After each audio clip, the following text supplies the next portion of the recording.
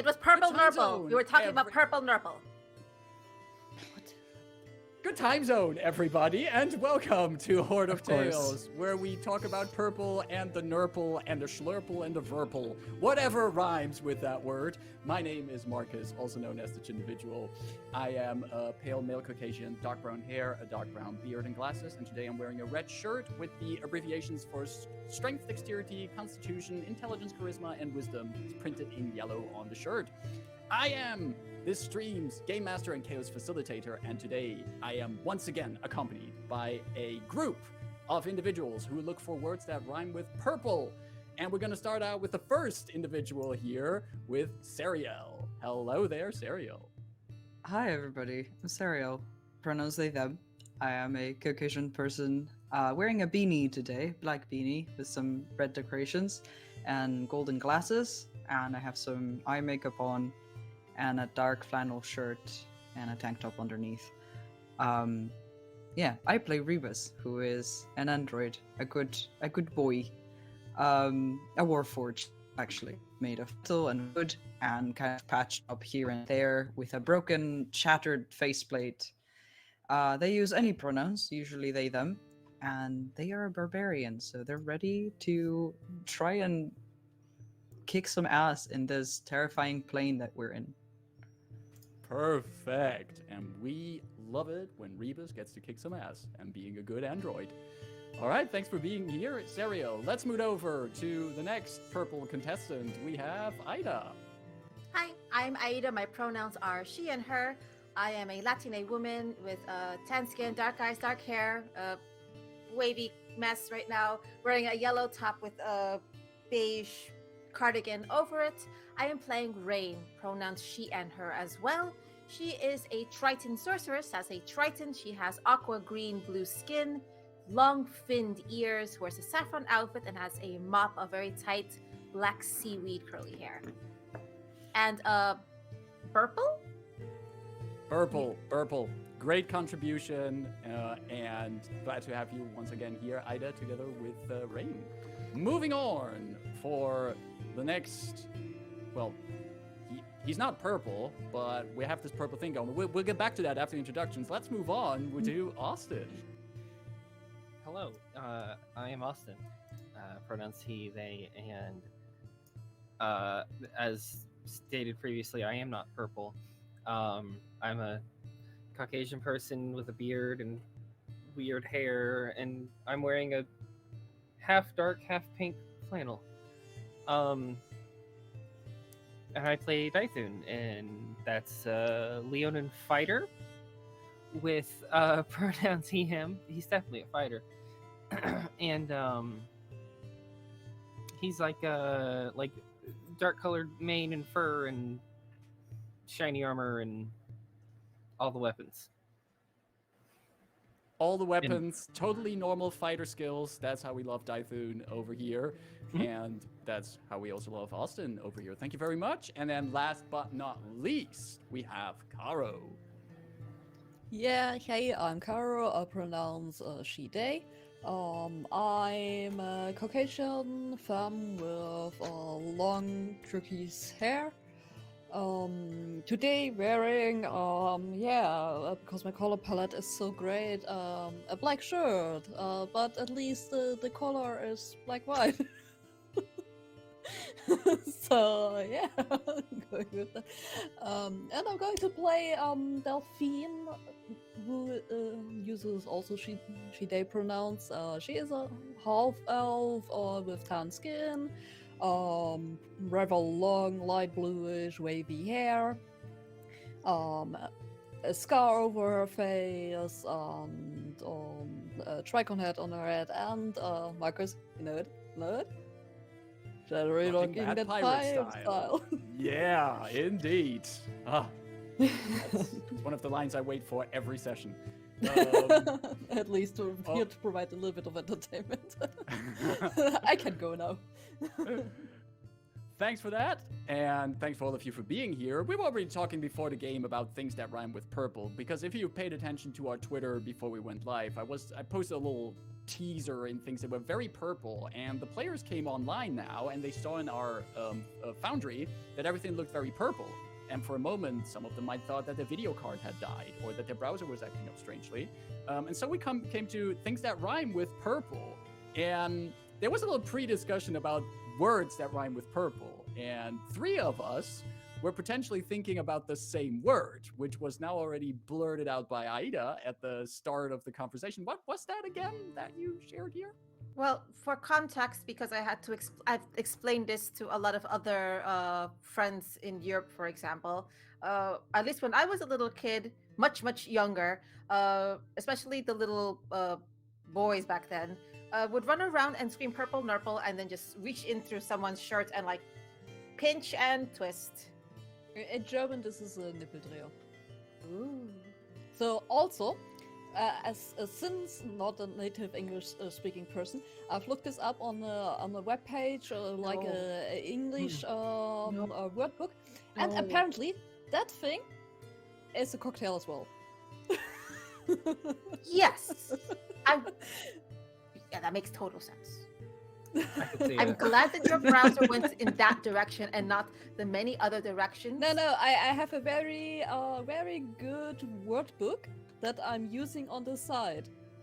So I have this always open. If I don't understand a word, I'm just quickly look it up, and there's a very nice forum for like a various degree of expressions when people like, hey, I don't understand this. Yeah, I don't understand this as well. Give me the answer, please. Thank you. But we are an international table with diverse experiences, and at any time you feel you need context, we shouldn't take for granted that context is very local, and if we rely on it too much, it can be very othering. So by all means, share and like, can you explain that? And like that reminds us, like, hey, our experiences are not the center of the universe. We should bring other people on board and share maybe what we found cool about it. And it's You also know, very 50 educational to just Yeah. like... You know, 50% of the time I'm just here nodding and smiling and not understanding a thing. Oh no. It's like me at a party. What I do hope what everyone understands here, that we are today at session 59. We ended last session with all of you people stepping into a portal following an orc druid who you helped fighting aberrant monsters, as you're now going to help her to further investigate what has been happening to an ancient complex that held an item linked to the plane of Zoriat, the dangerous plane of madness. Are you all ready for that? Are you all ready for some dimensional fast lane to the other side of the continent? For engaging with more ice-covered things? For having more discussions about the party's name? I gave my suggestion in the Discord. I thought that was Shut up. like organizational though. Really, I did. I don't get I my own subjective view. I don't really see that the difference between some of the other names. Like, All right. Well, we are going to find out in this session then how all of that develops. But if you're just now checking in with us and you're wondering where you ended up here, you're at a Horde of Tales and you ended up with us here on a Tuesday, which is our day for Dungeons and Dragons. On Tuesdays, we play the Convergence Manifesto, an adventure series set in the campaign setting of Eberron and written by the Across Eberron Project. You can find all of these adventures of the Convergence Manifesto on the DM's Guild, and we are currently in Chapter 8 of them, March of Madness. The music that you hear on our games is by Dark Fantasy Studios and also by Joel Studler. And our virtual tabletop of choice is Foundry, hosted on the Forge. Battle maps, in case you encounter them in this game, they sometimes happen, were probably made in Dungeon Draft. And, certainly last but not least, if you want to help out these people, keep an eye out for cats popping up on people's screens as we are using Cat Vantage in this game. If you see a cat on someone's screen here, on someone's cam popping up, you can spend your channel points and give one of these amazing players Cat Vantage. While they have Cat Vantage, there's a cute little cat icon next to their name, which they can then redeem to roll with advantage on a roll of their choice. Redeem Cadvantage for a player only if you spot a cat, and make sure that you also name which player gets the Cadvantage. Do not give it to a player who already has Cadvantage, because then the GM gets it. And if the GM already has it, things go weird. With that being said, before things get even weirder here, how about Challenge we roll accepted. a quick little intro for now, and we'll be right back after intro for session 59 of the Convergence Manifesto. We do this live. See you in Weird. a few.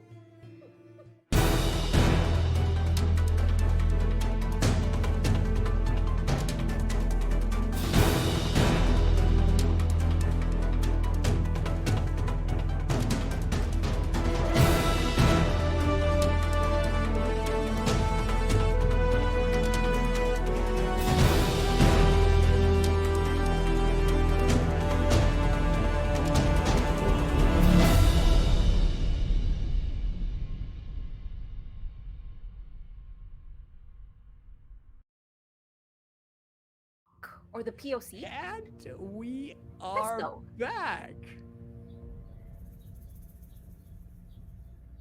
Players. Hi. Audience.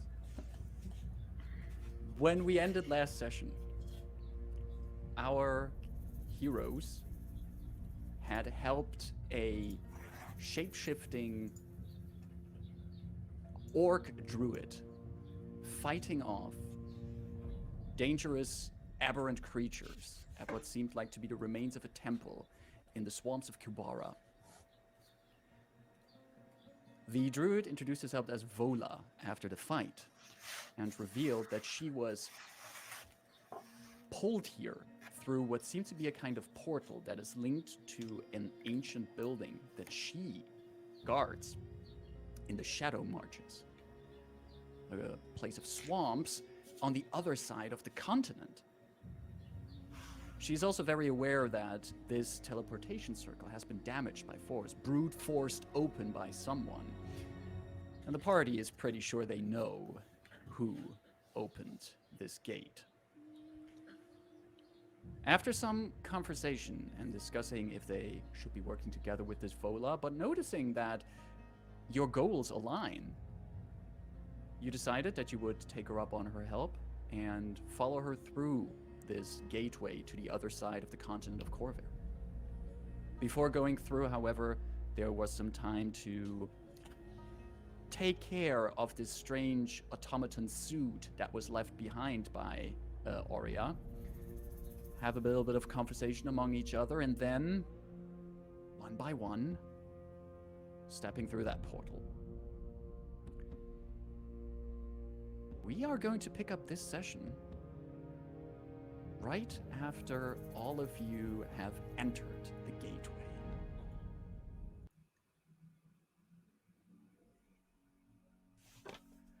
Remind me, I'm not sure anymore who exactly stepped through first. That was Delphine rocking that pirate style right into an otherworldly portal.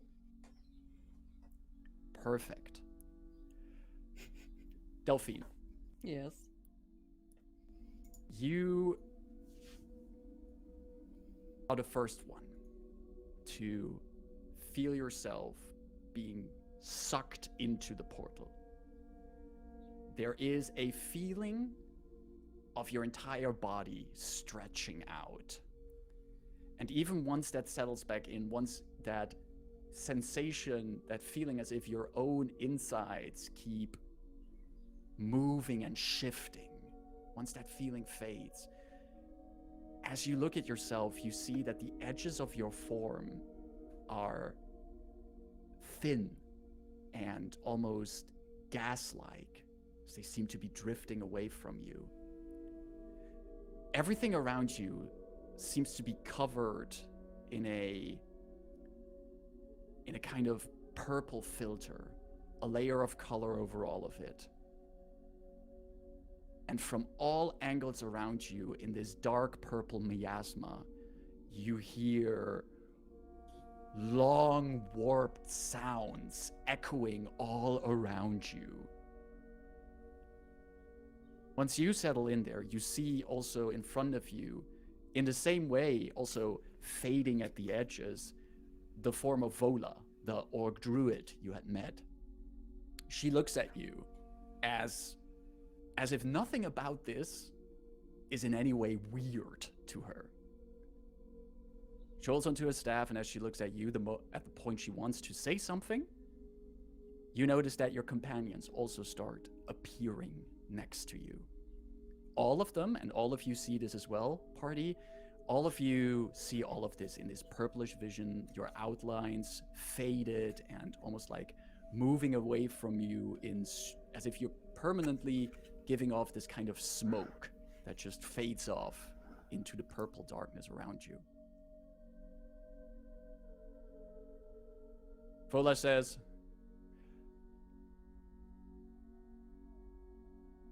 there will be a few strange things that you might be seeing or hearing on our little voyage through this shortcut. But as long as you keep an eye on this, and she slams her staff on the ground, or whatever it is you're standing on, and the top of it glows with a bright white light. The only thing in here that is not purplish in color. It's like a pure white. As long as you follow this, and don't listen to anything the voices tell you, you should be fine. More voices? Good.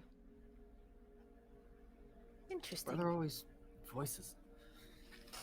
At the bottom of the sea, seeing such a pure guiding light is usually an indication that you're about to be eaten. Vola lets out a loud laugh at that, and she says, my master knew the form of the anglerfish. We had a little bit of fun with that in the sea one day. And then she starts walking slowly ahead of you.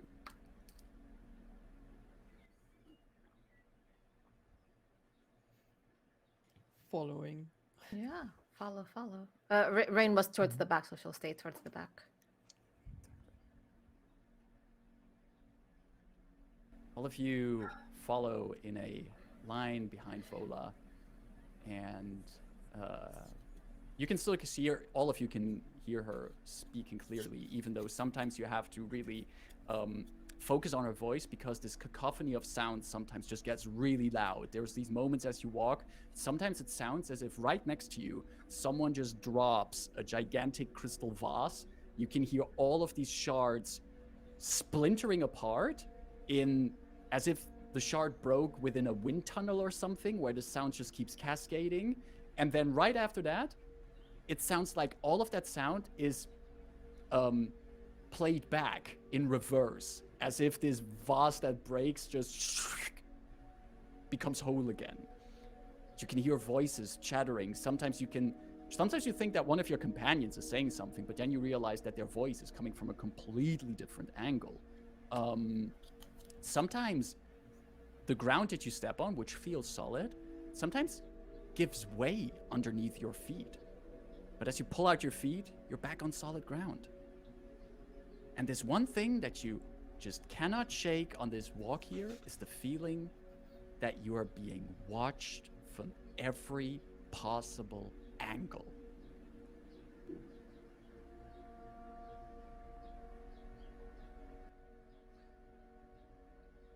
Is there any kind of like distance? Like, do we feel like we're walking towards something, or is it just like all weird perspective stuff? There is a lot of weird perspective stuff going on here, because there's not any landmarks or something in the distance that you could look at and see that you're moving closer to them. The only thing that gives you any kind of indication that you're actually moving is that you can move past certain sounds that you hear in the distance. You notice that these sounds are at one point they're ahead of you, and then a few minutes later they're more behind you. While that could also mean that the sources of those sounds are moving, but Vola keeps trotting on, keeps answering any kind of questions you might have for her, is telling some short anecdotes as she does. And that's the only kind of focal point you have. Vola, who keeps moving forward. Before or as we're walking into this, oh no, I don't think Dyson shared too much the conversation he had with Myrtle. Or the details thereof. To some extent. Okay, because there were a lot of titles with eyes, and I'm wondering if Rayn or anyone recognizes those names. My notes say something about the lidless eyes in particular. The only thing I specifically remember Dythun saying is that Mortal had mentioned fighting these things before. Or things from this plane. I think that's as far as like the details of any conversations he went into.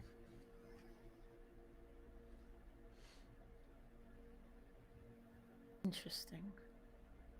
I think then on that note, if Rayn is just kind of thinking what is around her and what is trying to reach out that we've been instructed not to, Rayn wants to do that cool thing in the Odyssey where you tie yourself up and you listen but don't get yourself caught. So I'm going to the rope. I should have rope. I have a belt. I'm going to use a belt because I don't have a rope. And if I'm walking near Dyson, I'm just going to sort of tap him on the shoulder, and without even saying, I'm going to like just loop the end of a belt like around, like I don't know, the loop of a pauldron or something, and tie the other end like to my wrist. Make sure it's like really tightened up.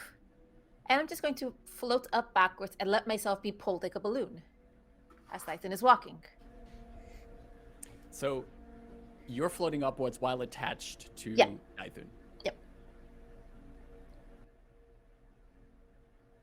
Okay.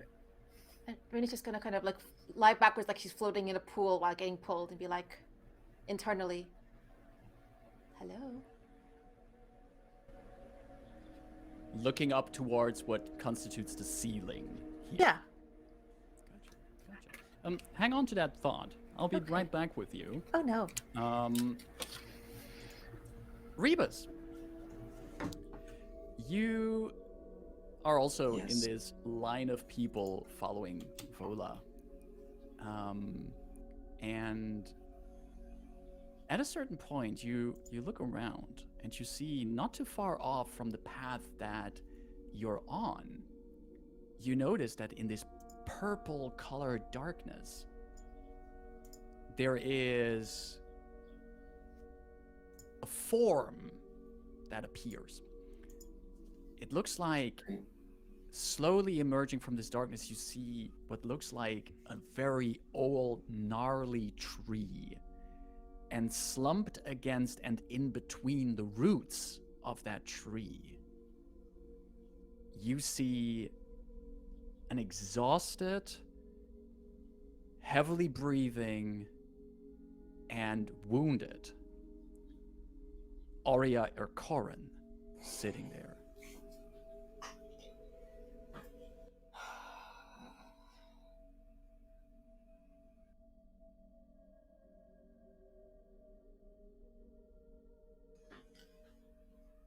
I look at my companions.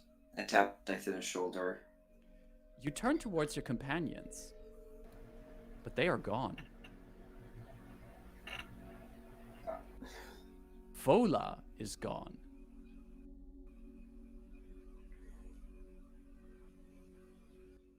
I take out my glaive to use as a walking stick, essentially. And do the equivalent of a sigh for me, which is just releasing a lot of steam from the various valves. And just walk over to see what this possible apparition wants from me.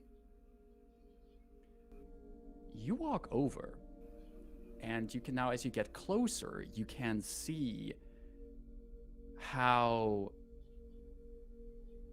Aurea is breathing heavily. She has her eyes closed at first, and she's holding one hand over a wound on her side. It looks like she's been in some terrible fight or accident. There's like blood filling whatever kind of clothing she has there. And as you approach, as you come closer, just a few steps away from her, she opens her eyes and she looks at you and she goes, I guess you being here just makes this day even better than it already was. Are you in need of assistance?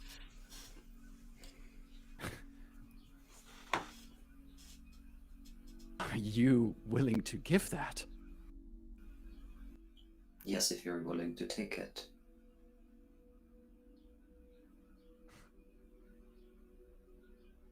I'll kneel next to her and try to... God damn it, Austin. Inspect her wound. See how bad it is. You kneel See down. if I can catch anything else that requires immediate attention.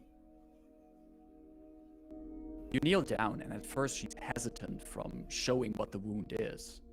But once she realizes that you're not a threat in any way, she slowly pulls back her hand, and you can see that in a deep wound in her side, there is a broken off blade, but you recognize this blade. It is the same blade that you have on your glaive. This is your glaive's wet blade. I look at my weapon since I am like essentially holding myself up to it.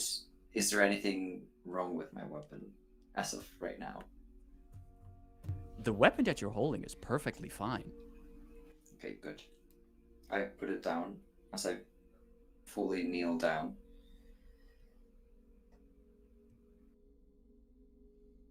Would you care to perhaps elaborate on how these came to happen?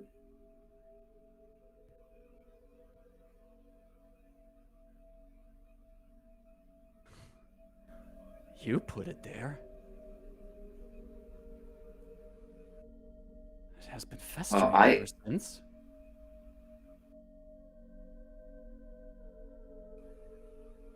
When did I put it there?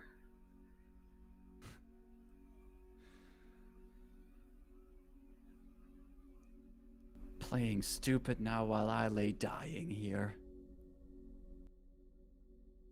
I have never played stupid with you, Arya. I hope you understand that. I gesture at my glaive, which is obviously fine.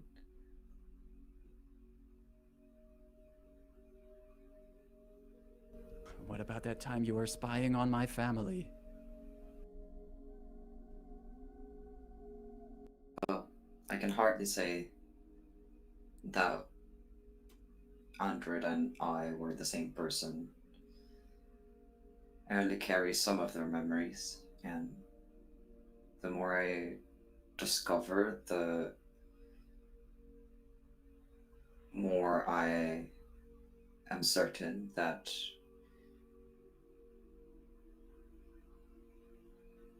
Siphon wasn't fully in control of their own actions, so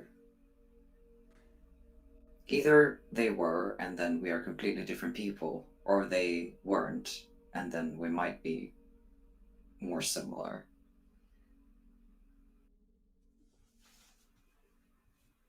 But I don't need you to accept that or understand that. You don't. The truth is the truth, and we both are allowed to interpret the facts however we see fit and however it better aids our own psychology, I guess. The question now is, do you need help with this wound? Or should I leave you here?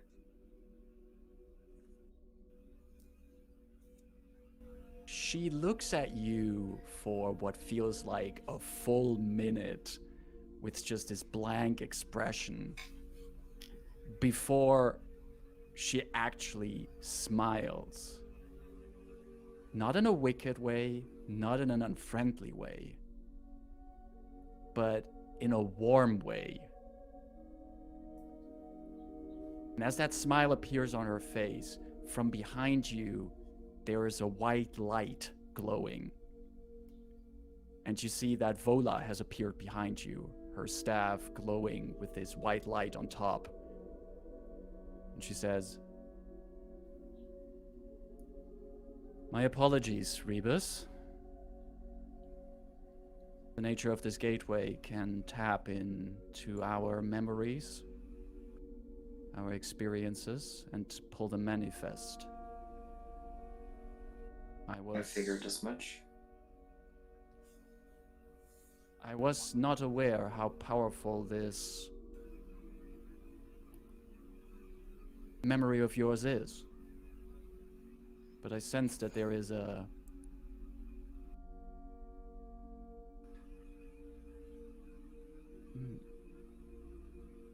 You seem to be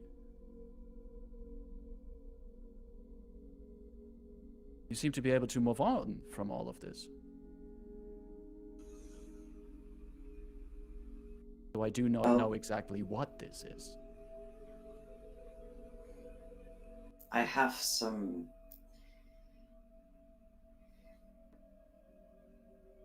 still pending issues coupled with unfortunate memory problems, you could call it. But I was aware that the nature of this plane might, try to play with it or take it for its advantage, which is why I am nevertheless cautious. But I'm happy you could find me. I lost sight of all of you.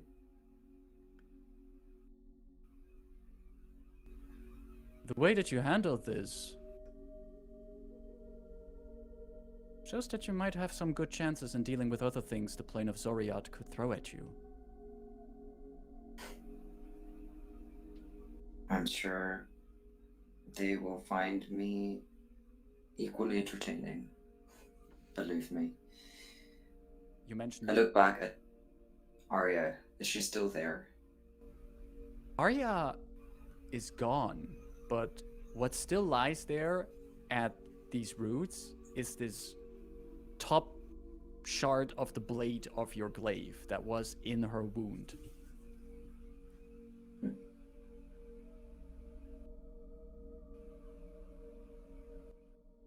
Sorry, you were going to say?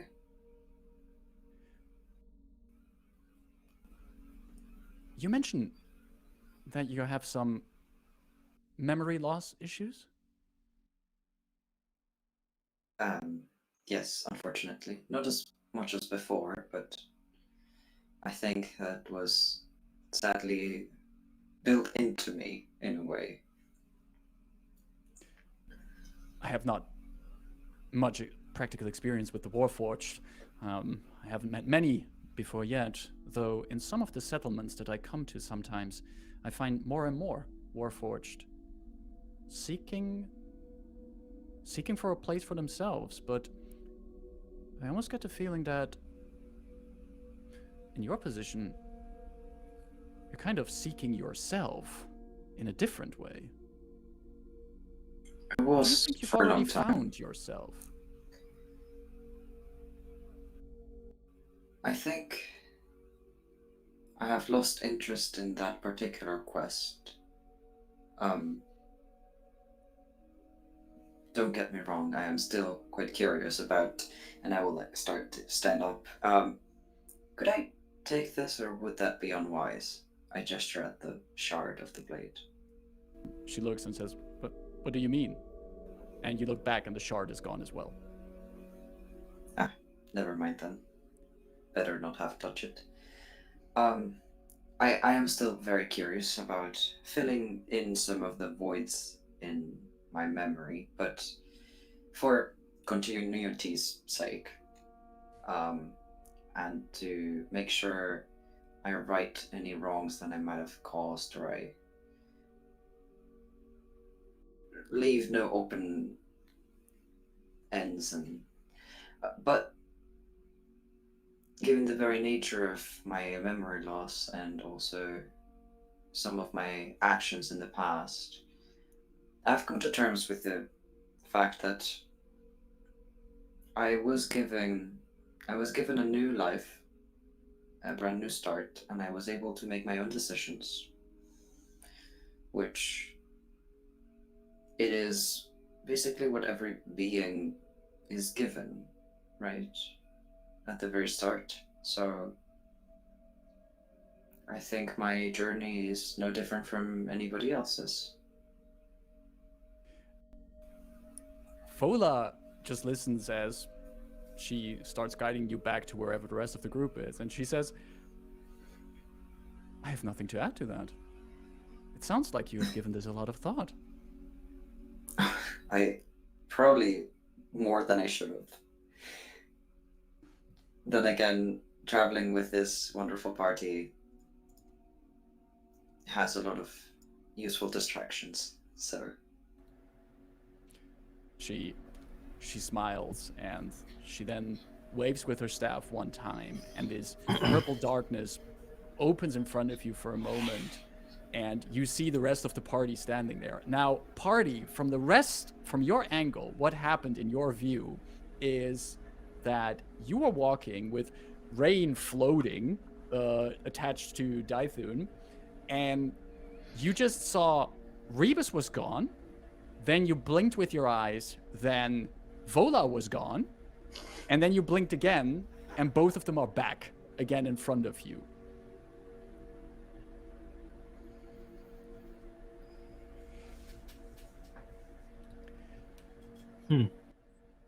All right, no blinking.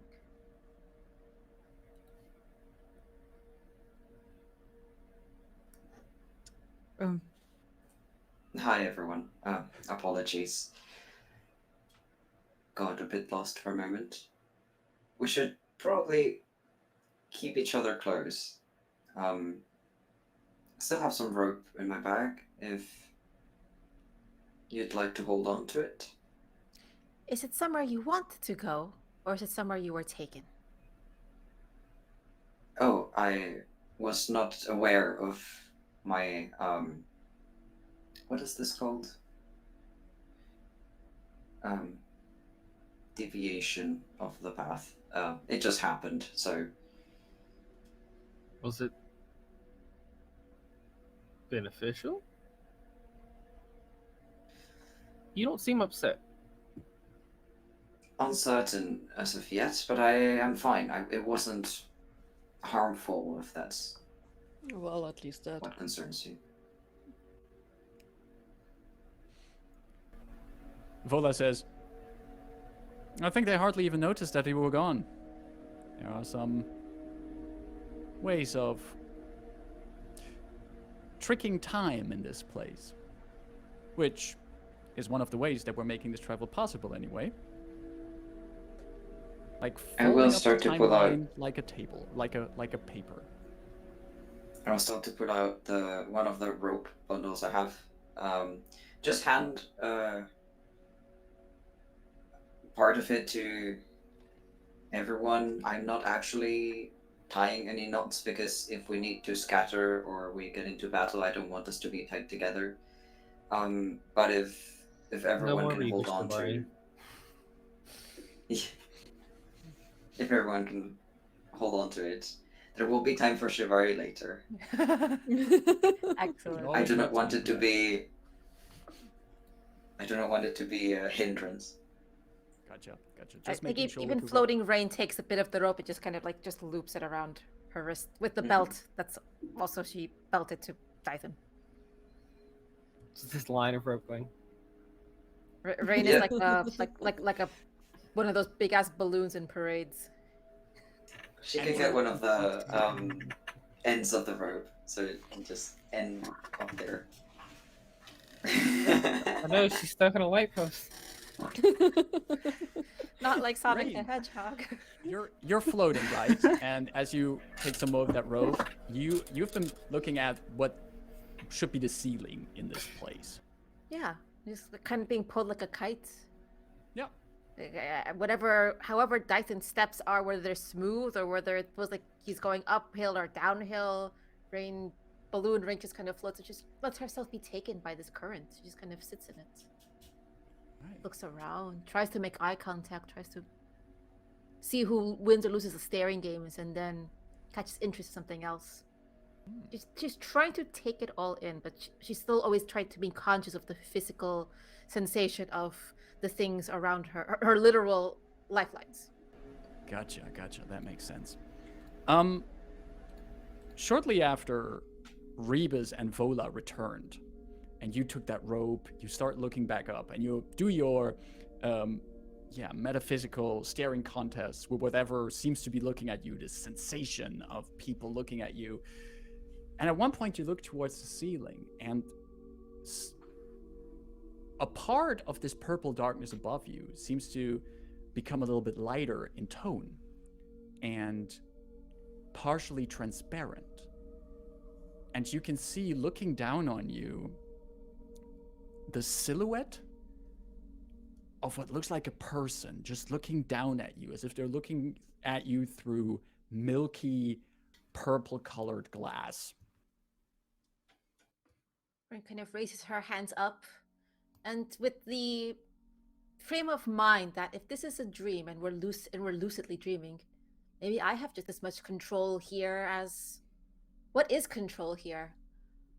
Arms up, pinch the image and spread it bigger, and pull it open to zoom it in.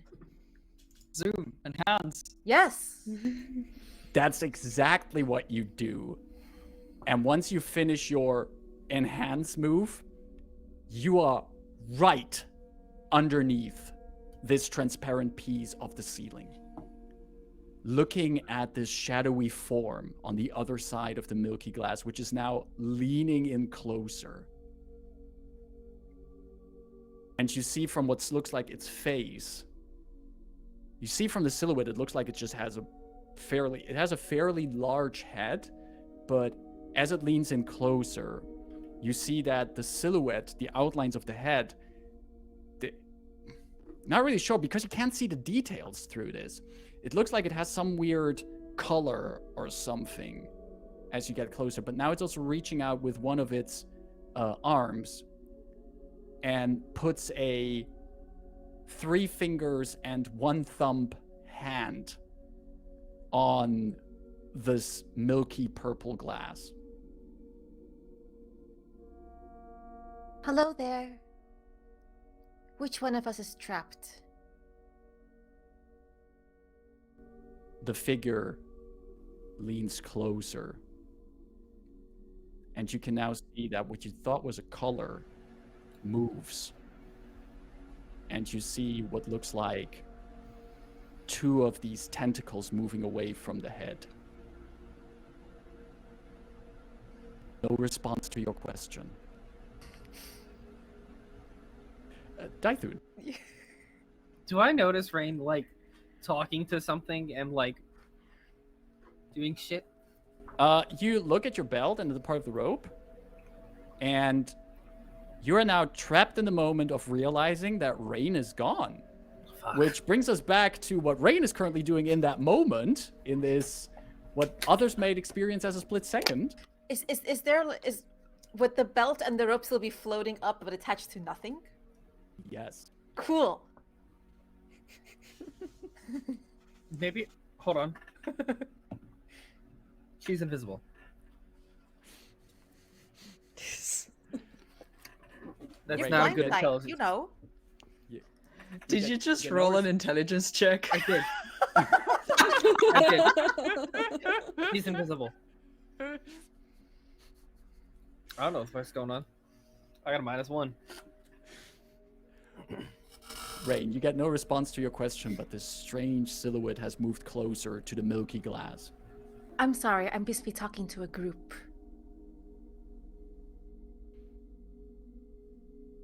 The head of the figure goes a little bit to the side. And you start seeing on the glass, you see these little, what look to you like fist-sized maggots that crawl over the glass. And you can hear this sizzling sound where the maggots sit on it.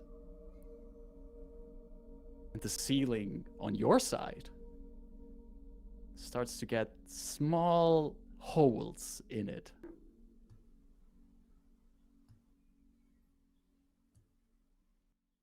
Are you wanting to come to me? Are you wanting to be in the place I am?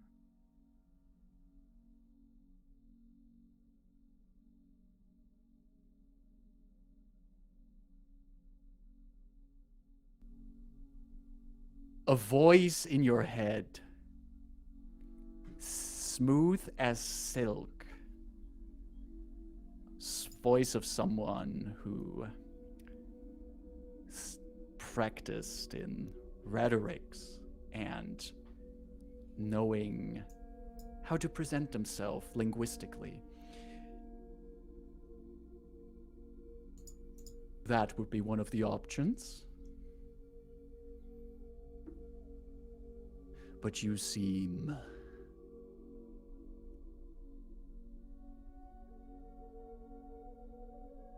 interesting.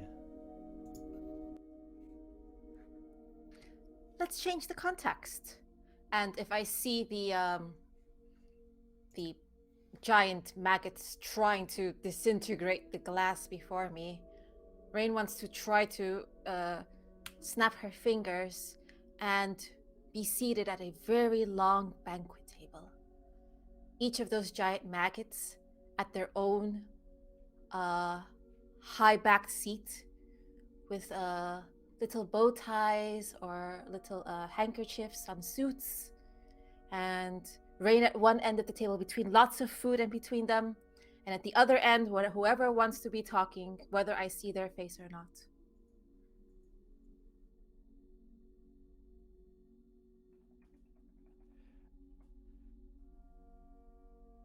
Rayn wants to change the narrative. Yes, exactly.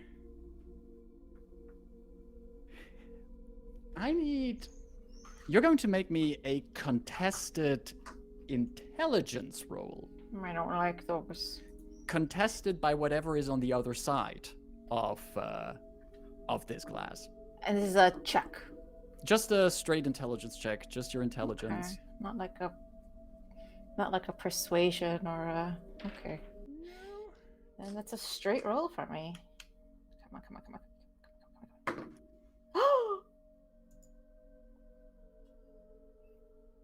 There's a nat 20. That's the only good roll I'm gonna get in this game. That's it. I'm done. Uh-oh. For a total Total 20. I'm gonna put this dice away because it's used up. Its juju is used. I mentioned to Daithun that he was feeling in this split-second moment that Rayn is gone. And when Rebus and Vola were gone, that was like maybe just moments, just 2 times blinking with your eyes. But slowly, the rest of the group here, except for Rayn, who is elsewhere, all of you notice that Rayn is actually gone for like 5 seconds, 10 seconds. And Vola stops you as she's also realizing that Rayn is gone. And she says, "This usually doesn't last that long." No, it's okay. She's invisible. She does that sometimes. I don't think she is invisible. She was No? probably out to do I some pull on the rope. shenanigans whatsoever. You pull on the rope? Mm-hmm. You pull on the rope, and as you pull, something falls off from it. You keep pulling it. Oh. First, there's nothing there, but what falls from the rope there's this little fist-sized, I say little, it's a fist-sized maggot. But at first glance, it's just like, falls on the ground. Right? And I don't think.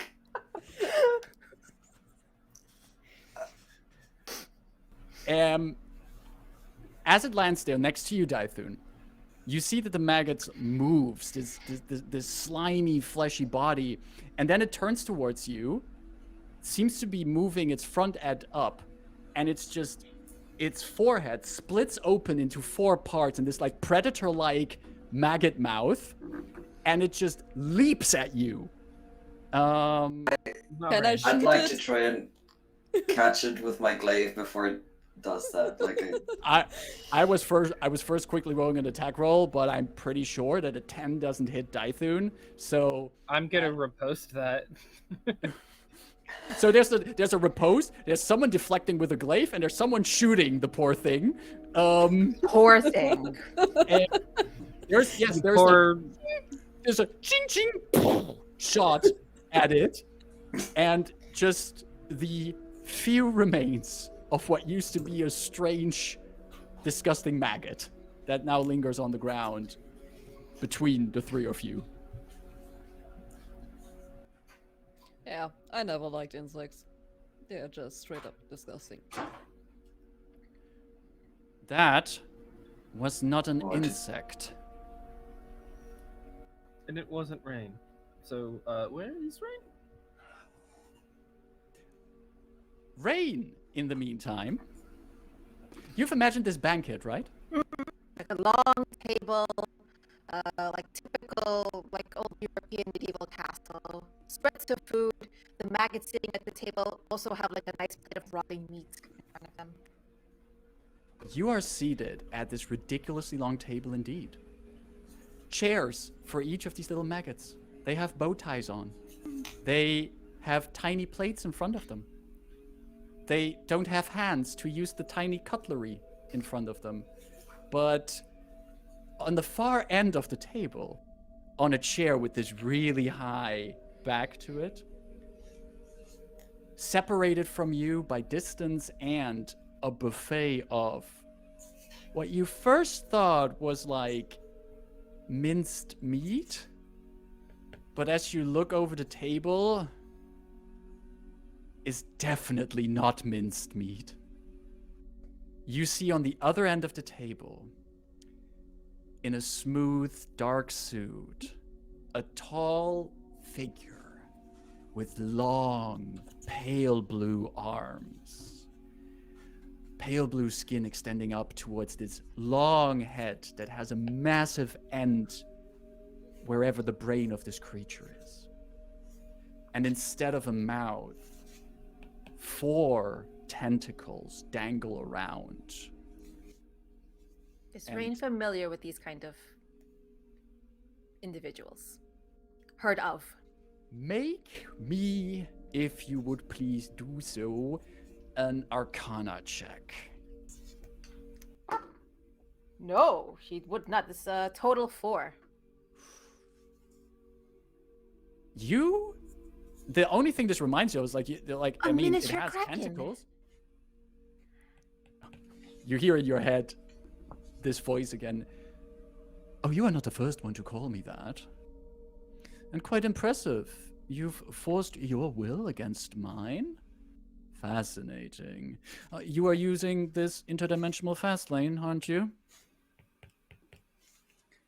I thought this would be a more comfortable way to talk. Oh, it is most delightful. Though Our other guests seem to enjoy it too. Oh. Well, they do enjoy other things more. I actually sent one of them to your companions that you're traveling with. Oh, did you know?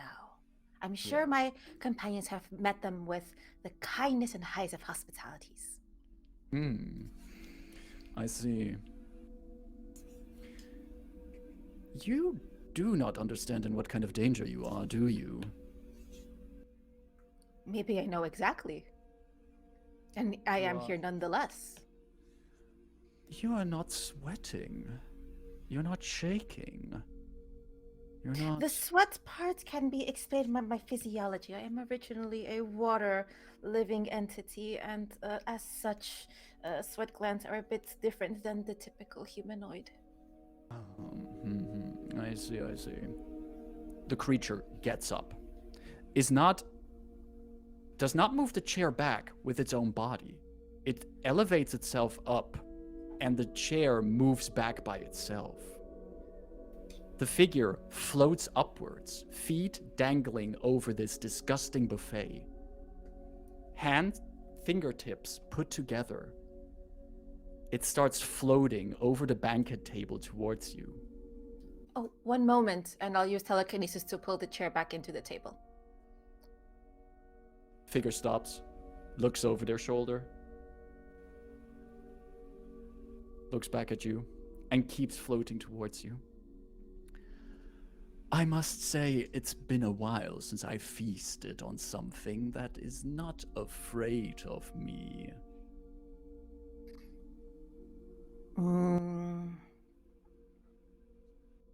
There is ample food in front of you. I would not make a good meal. Oh, would you not? And the creature is now like hovering on the table before you. You look up at it and looks down, the tentacles twitching. For me to be feasted on would mean that I would be prey, would mean that I would succumb to whatever means you have of trying to feast on me, whatever that entails. And that narrative is simply not true. And if attempts will be made to the contrary, I will demonstrate that they are untrue. Oh, please. Give me a demonstration of that. Pray. Can I imagine like a Hannibal Lecter mask being created over their mouth? Do you want to try? Yeah. It's another contested intelligence check. Okay. You know what? Caro die. Caro die. I've had a nat 1 and a No. nat 20 already, so different die. Caro die. Caro, Wow. this one's on you. Wow, great. Not good. Total 11. You imagine this kind of restraining mask over the creature's face, but it just laughs telepathically at you. As you notice the entire scene around you shifting, the banquet table vanishes, the chairs vanish. You find yourself in a pool of pale green ooze going up to your neck. And the creature looks down at you.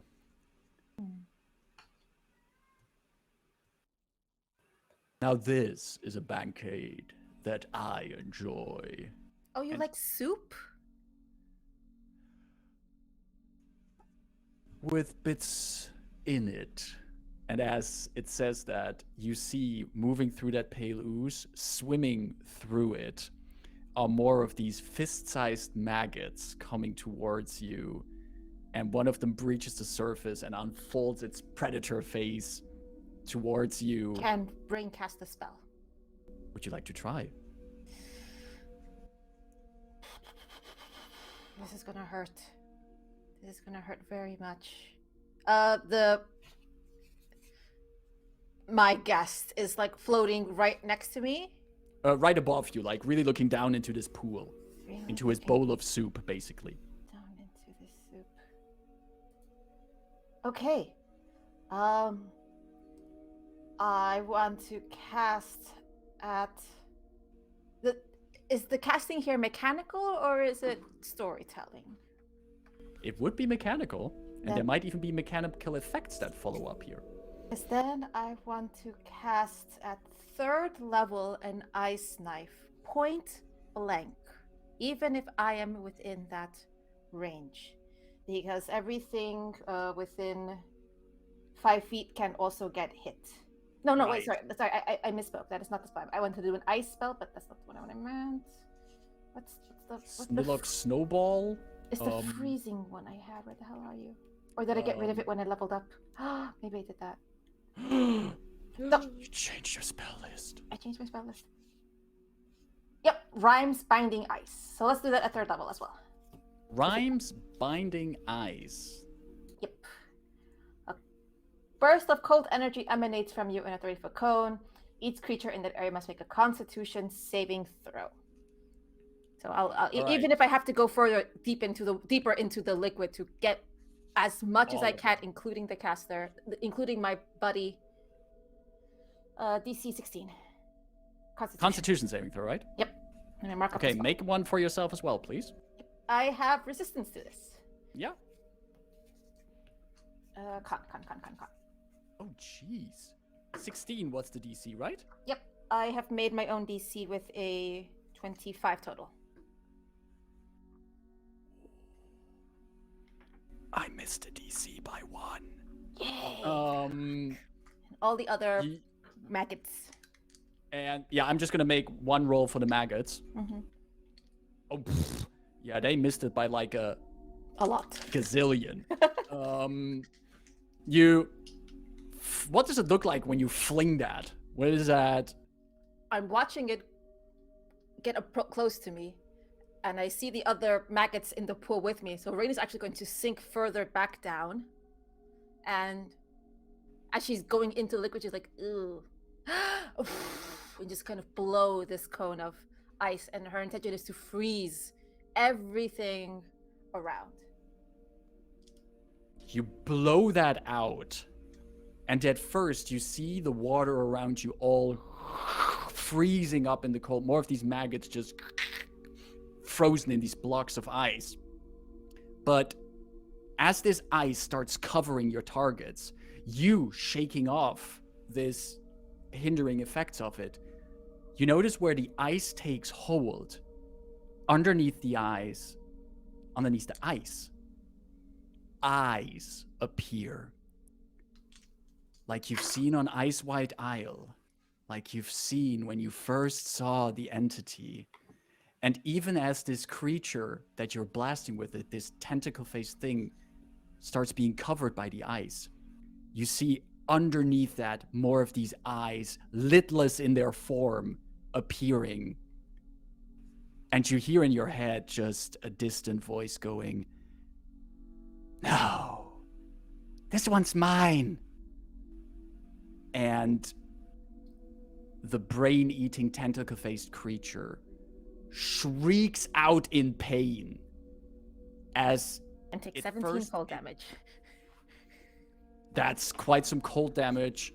And as its form is partially now covered in ice, and whatever remains of it is just a field of different shaped lidless eyes that start covering it, undoing it. Rayn, the pool around you starts bursting. All these frozen maggots, also covered in eyes and ice, fall with you back into the darkness. A rope falling alongside you. And as the three of you, as the party looks at the remains of a shredded maggot between you, falling from the ceiling, is Rayn, covered in some strange ooze and shards of ice. And as she looks up, on the back of her hand, slowly opening an eye. And that's where we're going to take a first break for today. And we'll be taking a 5-minute... Excuse you? This is How particularly dare- rude. You make Rayn be affected by gravity of all things. Of You know, all things. Eyes appearing on my hand, that's fine. But gravity? How dare? Oh. Well, we're going to take 5 minutes to see how all of this is going to go. We'll be back in 5. So about 1:15. Take this chance to stretch your legs, take a drink, and don't have strange banquets with tentacle-faced people. We'll be back in 5. See you soon. We go. We're just manicotti. Who? Manicotti. Manicotti. It's like big pasta, I believe, that is in giant tubes and they're stuffed. Oh, It's- right. Like big, and it's usually got like ricotta cheese or something. In it. Yeah, like Oh, toilet nice. paper sized rolls, tubes. Welcome to Cooking You're so Manifesto. hungry, The guys. Stop.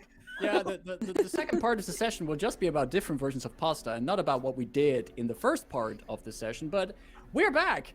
And in the first part of the session, we did not make pasta. We had the party journeying through this strange interdimensional tunnel, Rebus having a interaction with not Arya, and Rayn having an interaction with a tentacle-faced person who wanted to have some Spaghetti. soup with her Isn't in that it. creepypasta? Creepy Spaghetti. pasta. There we go. We've We've got the meatballs. We've got the spaghetti monsters. Meta. Oh, Yeah.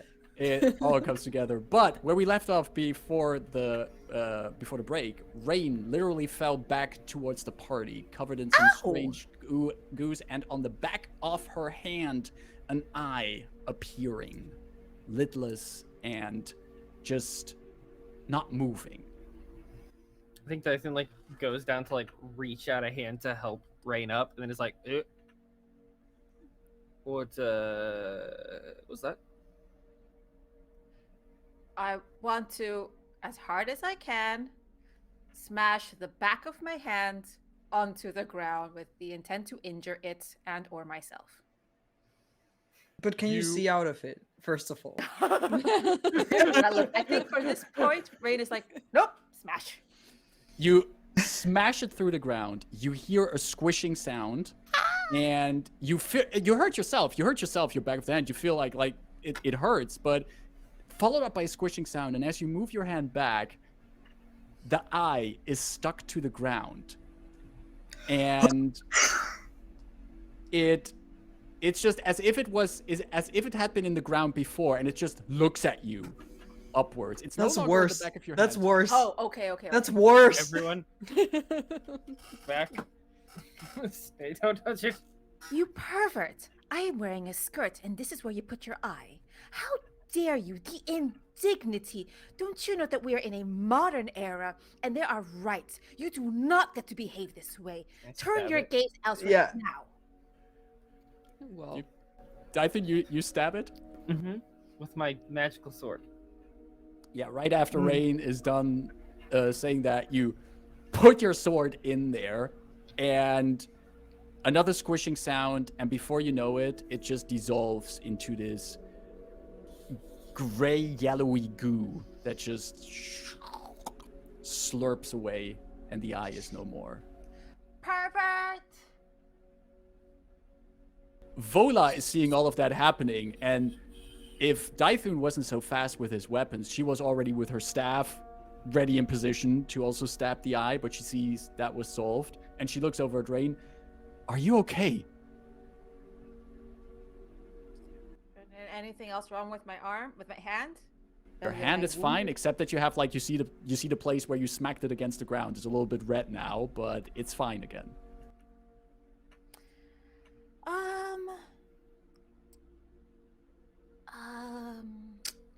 I won the battle, but I was close to losing the war. What did you see? Where did you go? Something was trying to break through a translucent barrier. Yes, I didn't like interlopers, that, yes. so I took it to a dinner party. What? And it decided that instead of all the food I prepared, it wanted to eat me. And I said no. And then it put me into soup. And then I froze the soup because frozen soup is very unpalatable. And then I saw eyeballs. And then I fell here.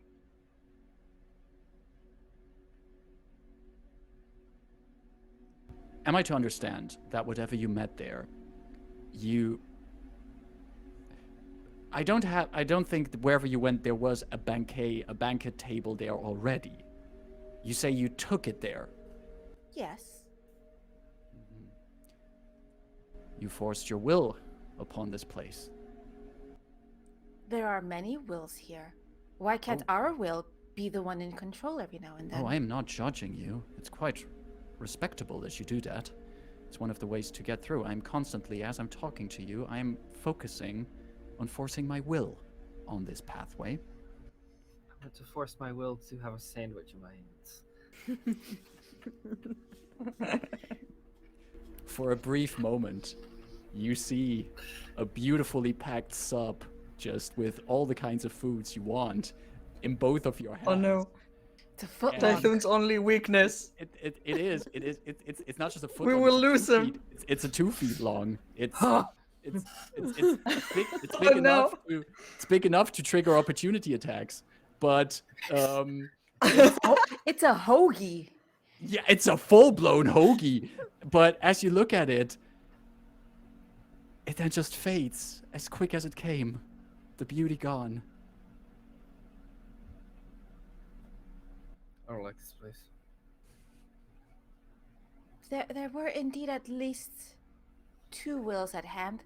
The one that wanted to eat me looked like minor illusion. And, well,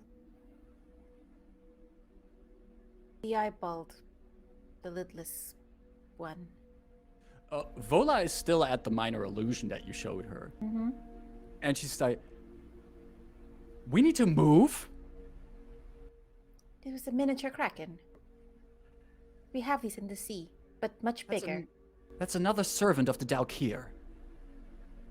Oh. Minor illusion, and it's a plate of fried calamari.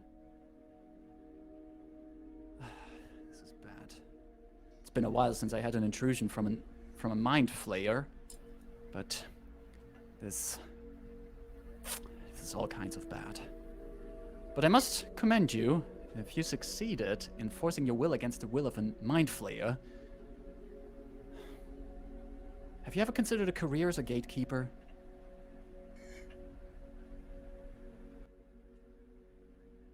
I might Rayn gets consider that. scouted. But I will say that, like I said, I think I won the battle there. But it was very clear to me that I was about to lose the war, and had I not fallen right when I did, the very next words that were ready to come out of my throat were to call for the rest of you. I would not have fared further if that did not end when it did. I recognize this, to be clear. Dyson puts a hand on Ray's shoulder. You're learning. I like that.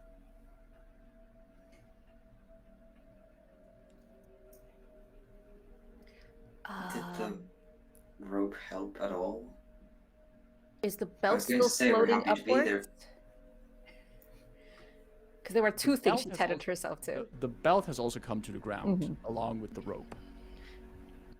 I guess it's best if you stay down here with us for the well-being until we're out here, and not float away somewhere else. Rayn is going to get up, brush herself off. Looks up at Dythun, because he's the one closest, but she was the walking behind this whole time. May I? I don't know, but sure. Rayn is literally just going to, like, arms over her shoulder, piggyback. And she's like almost half light, so her full weight isn't down there, but she's like a Rayn cape over Dythun.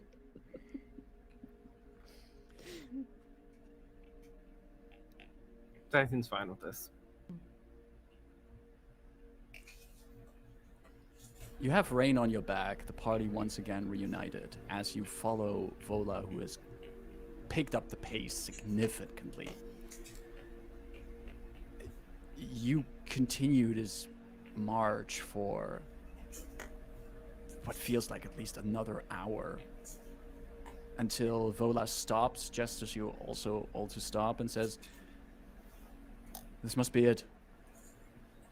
I need to start the ritual to open the gate on this side, and then we can exit."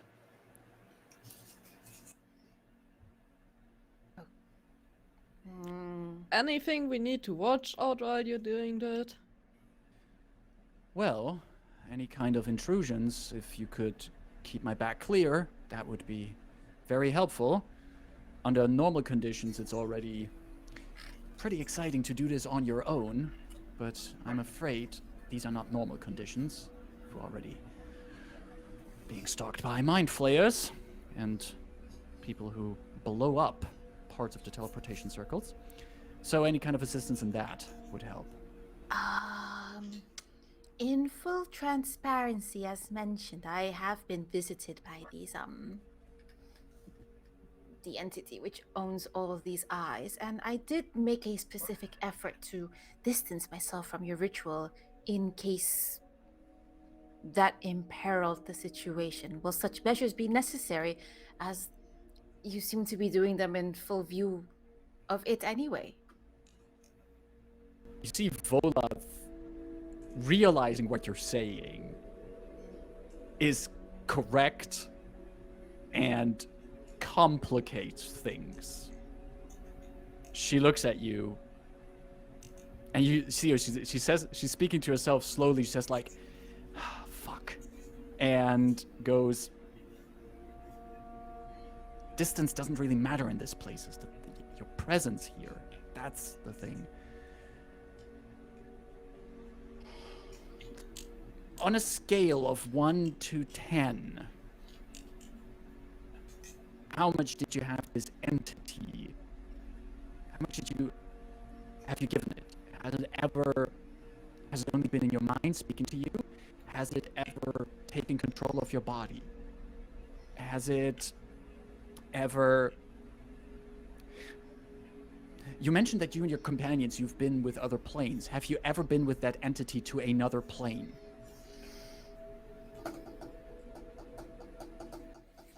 Funny you say that.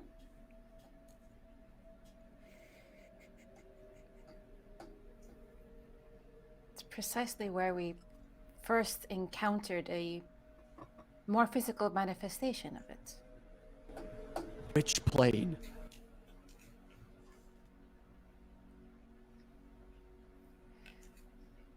Rizia.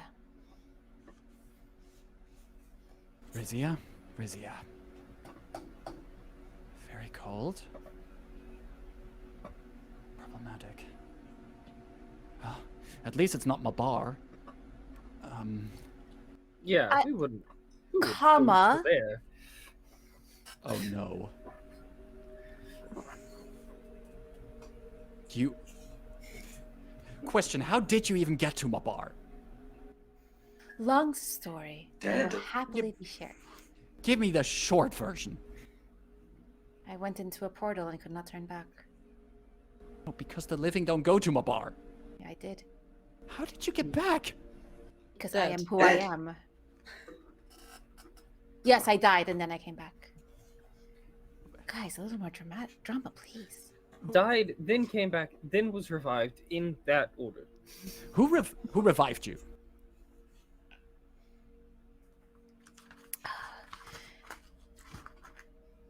Another planar being. In which plane? Up. Where? Memory leak. Ida, memory leak. Donvi. Donvi. Donvi. Everyone else says Donvi.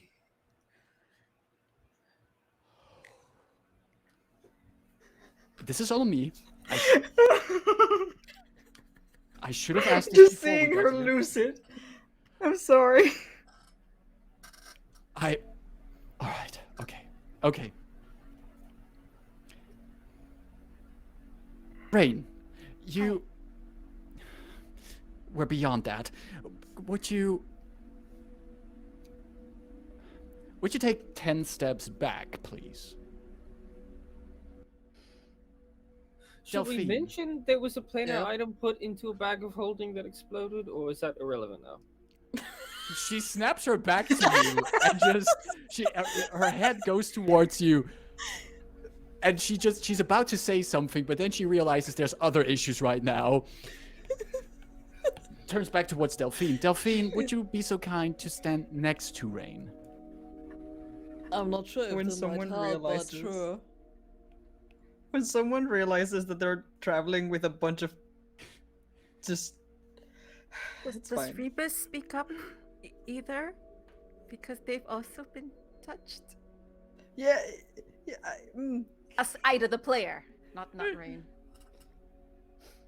So, Rayn, if you're taking some steps back, maybe probably I should as well. Vola turns to you. Which one? Which one? Oh, it's just Rayn's stalker made its way into this at some point. I'll be over here. The empty memory, of course. They're drawn to that. Okay. So let's say I have a brain in my head that's talking to me from the chains that may or may not be linked to Thelinus. Should I just join the rest of them over there? Of all the things that we have, you wielding the chains of Mortal is probably the best thing right now. So, I cannot believe. I cannot believe that. This is Dythun's reckless decision of I'm keeping these chains is the only good decision that we've made. I tried doing it since the moment I saw them, and nobody wanted me to.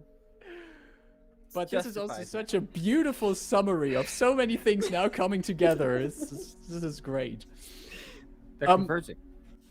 10 steps back, that was. So, shall I keep watch over both of them? You Or please shall I keep watch over your bag? keep an eye on Rayn and Okay. Dythun. Would you also take a few steps back and keep an eye on Rebus, just in case?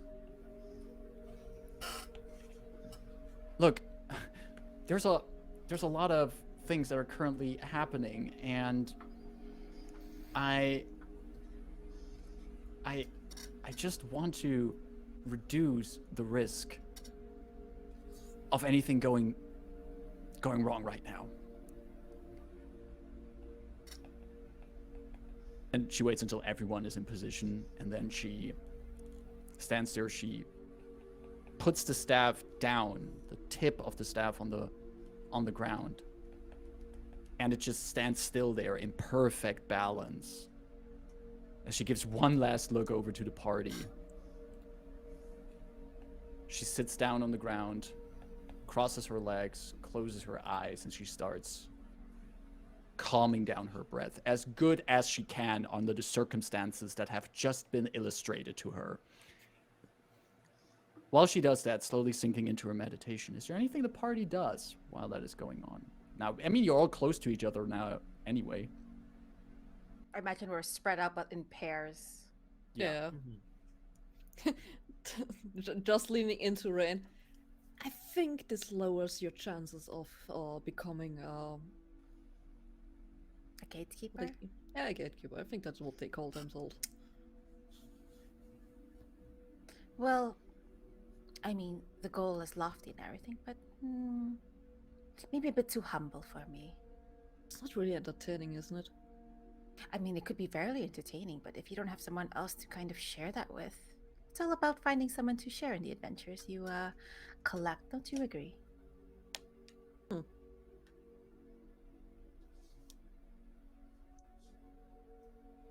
Is there an organization or such you're looking forward to? Are you looking for life excitement, or are you looking to live out with the rest of your laurels? You will see, I guess. It's not what I Maybe. asked. Yeah, but why are you giving an answer to something that I don't know? You may simply say you don't know. Also, as far as I know, we could be dead in the next 10 minutes if she fucks up her spell stuff. Maybe not. Hit me. I hit Rayn. Silvery barbs. Silvery barbs on... Delphine trying to hit me, whether or not she succeeds. What? Delphine, make an unarmed attack. What is your intention here? Yeah, what do you plan? I did To it. give advantage to Vola. Mm-hmm. But Rayn might eat a hit. And I'm gonna let it mechanically Okay, happen. cool. Okay, make an unarmed attack at disadvantage. Disadvantage. Yeah, you have to like with No, silvery barbs. Delphine, You rolled. hit it. No. Rayn said I shall hit her, and then she will use silver. Yeah, ball. she has to succeed on the hit. Oh, okay. She's basically handing me her face. How does Delphine feel about that? She. This is a super good question. There wasn't much hesitation there. Like there was way less hesitation than that time when Daithun asked Delphine, like, if you see someone walking down the street with a bag of gold, would you kill them? It's like, We remember this lesson in morality. yeah. What's your roll? You probably hit me. It's a 17. Yeah, that hits me. So I got the silvery barbs. Roll again. I'm curious if it still hits. Your DC was pretty low. Yep, sorcerer. Is that a natural 20? Okay, but Oh, you take the take lower. the lower result. You Oh, the lower yeah. result. So, yeah. Do damage if you want. Yeah, let's do damage. I'm okay with it costing this. Yeah, it's The lower result is still a 15. Yeah, but what was the damage then, Also, if you roll damage? the damage, yeah. I mean, it's a D4. What do you want? yeah. Not much, but It's a something. 2. Okay, I'm going to take that 2 damage, and all of you are like, ow! And in the moment of Delphine hitting, and I try to extend my magic to like bounce it off, that doesn't quite match because I see another punch in time that would have hit me even harder. But as I move away the harder one, I transfer that energy over to Vola, and she has advantage. I just like to think Dyson and Rebus like kind of sit there for a second and go to start a conversation, and then we You just hear see the- Delphine go, ugh. And also, Delphi doesn't feel bad about it. Let's say it like this. What hurt worse, the punch or that? So this is interesting. You throw the punch and you throw that spell over there like that. And Rayn, you do notice that the spell works. You have successfully twisted fate and handed it over to someone else. Which is an interesting thing to do in a place that is already warping things like time and distance. So an interesting thing to do in a place where you're being watched, where so shortly after you cast another spell, you've seen a strange fallout of that spell. And you bring over the silvery barbs to Vola. And as she's already deep in her meditation, focusing on the spell, her staff, the glowing white, slowly creeping down the staff. And you do see, as you give that advantage over to her, it's just for the briefest moment in the dark purple ceiling above you, there's this one eye that opens and then closes again.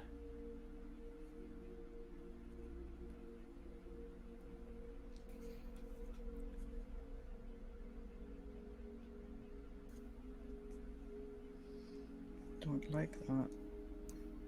I am going to make the first roll for Vola of her ritual with advantage. I think mechanically she can use. Let me double check. No, on the next, so it has Yeah. to be this one.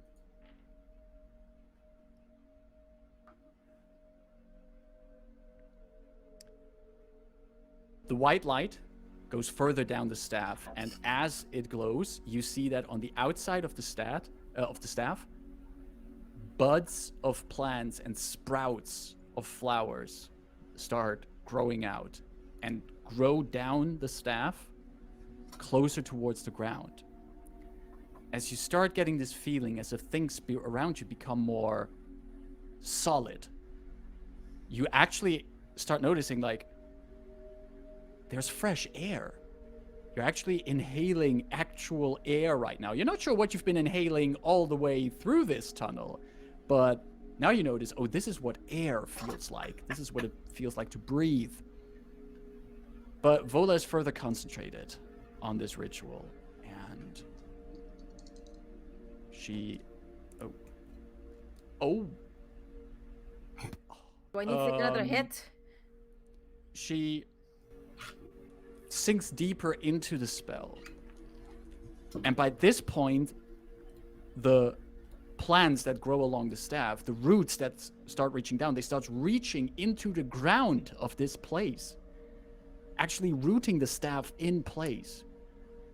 Flowers and plants blossom on it as you slowly see the dark purple around you is slowly receding. You hear the sounds of birds. Feel wind on your skin. Humidity in the air. You hear croaking of frogs. And slowly the darkness fades. And you're standing in the middle of a dark, swampy forest with all the sounds of nature around you. Rayn tries to push her will to make a monkey dangle from a branch holding a banana on a silver platter.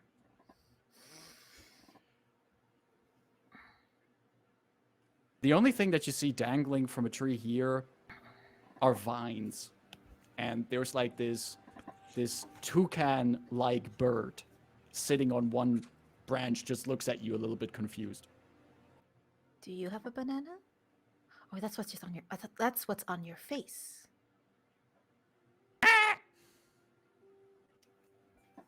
Vola, well done.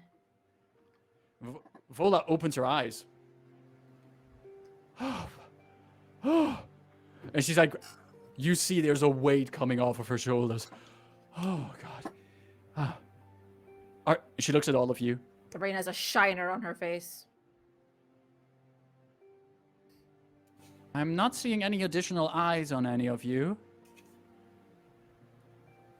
There's also no ice anywhere. No frost. None of you are feeling cold.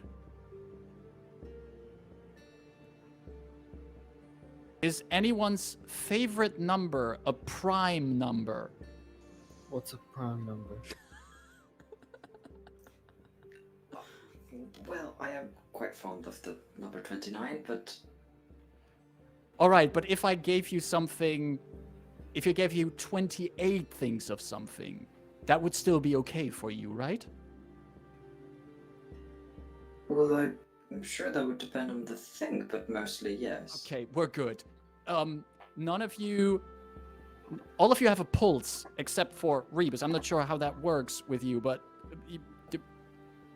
all of you are alive. I have a wearing, you know. You have succeeded, Vola. Well done. Well, didn't succeed 100%. We're a little bit off target, but we're not too far away. How does everyone feel about the theater? About what? The theater? Is Dash it anybody all. like... Okay, making sure Thelanus isn't interfering. I had enough of that one. No, we are fortunately not anywhere near Thelanus, but we are close to the Seal Guard complex. I am not sure what has happened in my absence, so I cannot brief you on that. But I do already want to warn you that we're going to a place that has contained significant evil. And if this person that you told me about, this Aurea, if she is using the same kind of force on the wards of the temple, of the shrine, that she used to break through the teleportation seal, And I'm very afraid of what we might find there. And this spiral well you mentioned, Yes. is that an item that is portable? Is that a concept? Is that a structure? A very valid question for anything related to Zoriat. Is it a portable object, or is it a concept or something? It is an object. It can be carried out of the place, but it has been put there for a reason. I would rather, if we're there, to assess the situation of any kind of seals that might be broken and find ways to at least create emergency wards to raise around the complex. Make sure that we can contain whatever is in there. So just to clarify, our objective is to maintain the status quo, that the spiral well remain where it is, where it was intended to be. Correct. Which... You have all been very honest about your adventure, so I will be honest with you. I've been guarding the Seal Guard complex for a few years now, but I've never had the need to actually go inside of it. I have been trained in the layout of the place. Our order has maps and the likes, but there was never a need for me to enter the place. The seals could have been damaged by just trespassing it. What I do know is that the spiral well is kept in a specific place in there. And if it's already moved from that room, its guardian could be triggered. And that will have further consequences. I assume not good ones. Well, these complexes, we gatekeepers keep them all over the continent. And usually, next to having an actual gatekeeper that tends to the complex, the insides are also guarded by constructs and other magical wards that we've put there long, long ago. These are made to last for ages, but if someone goes in there and meddles with them without knowing what they're meddling with, everything could go wrong. Everything could break. All right. I, for one, am up for ensuring that the spiral well remains where it is and not taken by Oria Irkorin.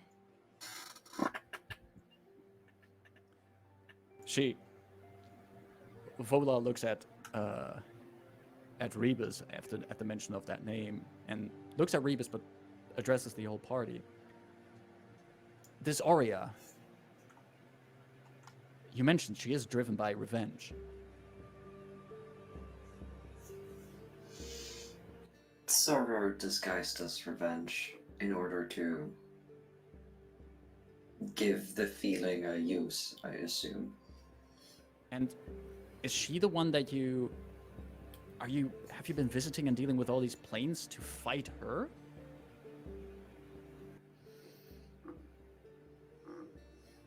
Well, I'd say first we worked for her unknowingly, then we worked for her knowingly, then we knew what she was up to, and then decided to work against her. Yeah.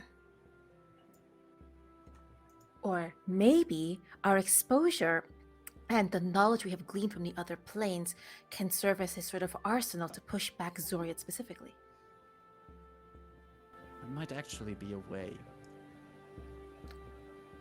For the latter one, you're validating this idea. This has merit? This does have merit, yes.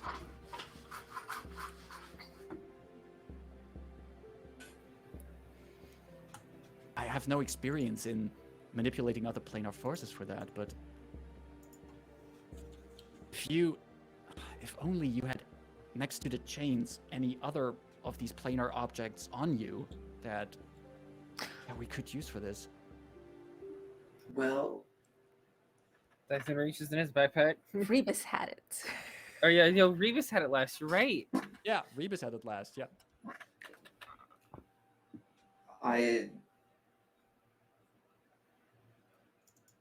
Did I put it in my backpack or in Did I leave it at home? my? No, for sure, you Like- explicitly gave it to Rebus.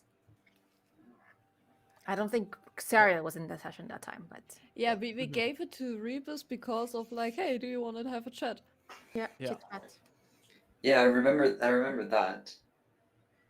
I'll say I put it in like my ventral cavity, so I opened Whoa. essentially what would be my abdomen, and like there's a bit of space in between gears, and you know, being an object from Danvi, I assume it's not going to create any issues, so I just pull it from where it is held up.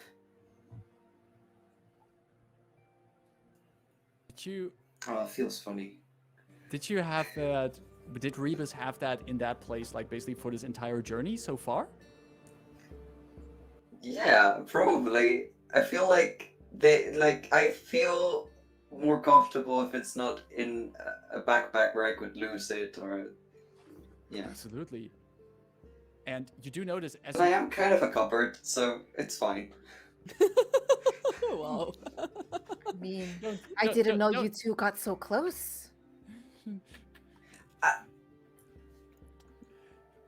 you this part where you kept the quintessence engine, you open it up, and you now also realize it was, of course, it is a very nice gesture of you to have that so close to yourself as well, but also this part of your insides that you kept the quintessence engine close to, every little bits and bobs, every gear and everything there is running perfectly right now. Not a single stutter in it, not a single grain of sand between it. It's all on optimum performance at that point. And So that's what it was. I pull it out and there's a slight grinding sound, like a little, you know when something catches on your bike wheels? yeah, And you can tell that like there's something like flapping against the radius. It's oh, so that's where that went. Okay, that makes sense. I kind of missed that. Vola steps closer and she looks at what you're pulling out of yourself. She reaches into a pocket of her own and pulls out something that looks like blue sand. And she says, "May I put a little bit of this on that? This is a means for me to identify what this exactly is, the nature of it." I look at the arcane users in the group who actually know what this is. Rayn, you would immediately like it's a different way from how you would have learned it, but from what you get, if it's something that if it is what you think it is, it's one way of casting an identify spell. I take a look at it and I raise my eyebrow like, oh, that is indeed a unique way of casting and taking the and then I can look at Rebus and I'm like, I seems on the up and up. offer the quintessence engine. She pours the sand over it, and the moment it falls on the engine, it also sizzles off, and Vola's eyes glow for a moment. And then the information provided by the spell hits her. She takes 2 steps back. It is a lot, probably alphabetized as well. This is a quintessence engine. What? Yeah, we could have told you that. You kept a quintessence engine in yourself.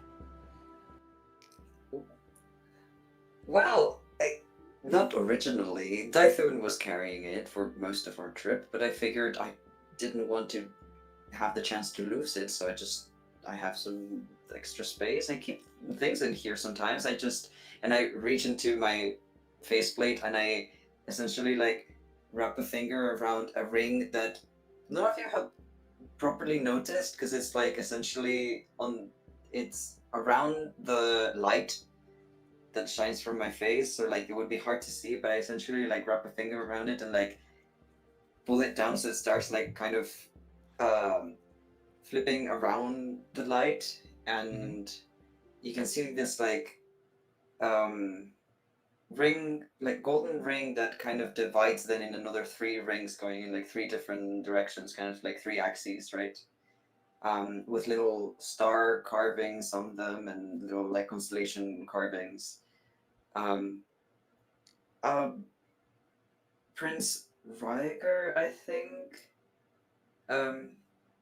was who gave us the magical objects to prepare for the Yeah, he would have trip, or provided was from his yeah. board. Yeah.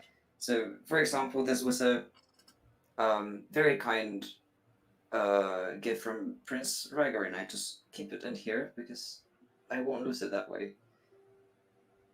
It slowly like stops flipping around and just goes back to how it was around the light.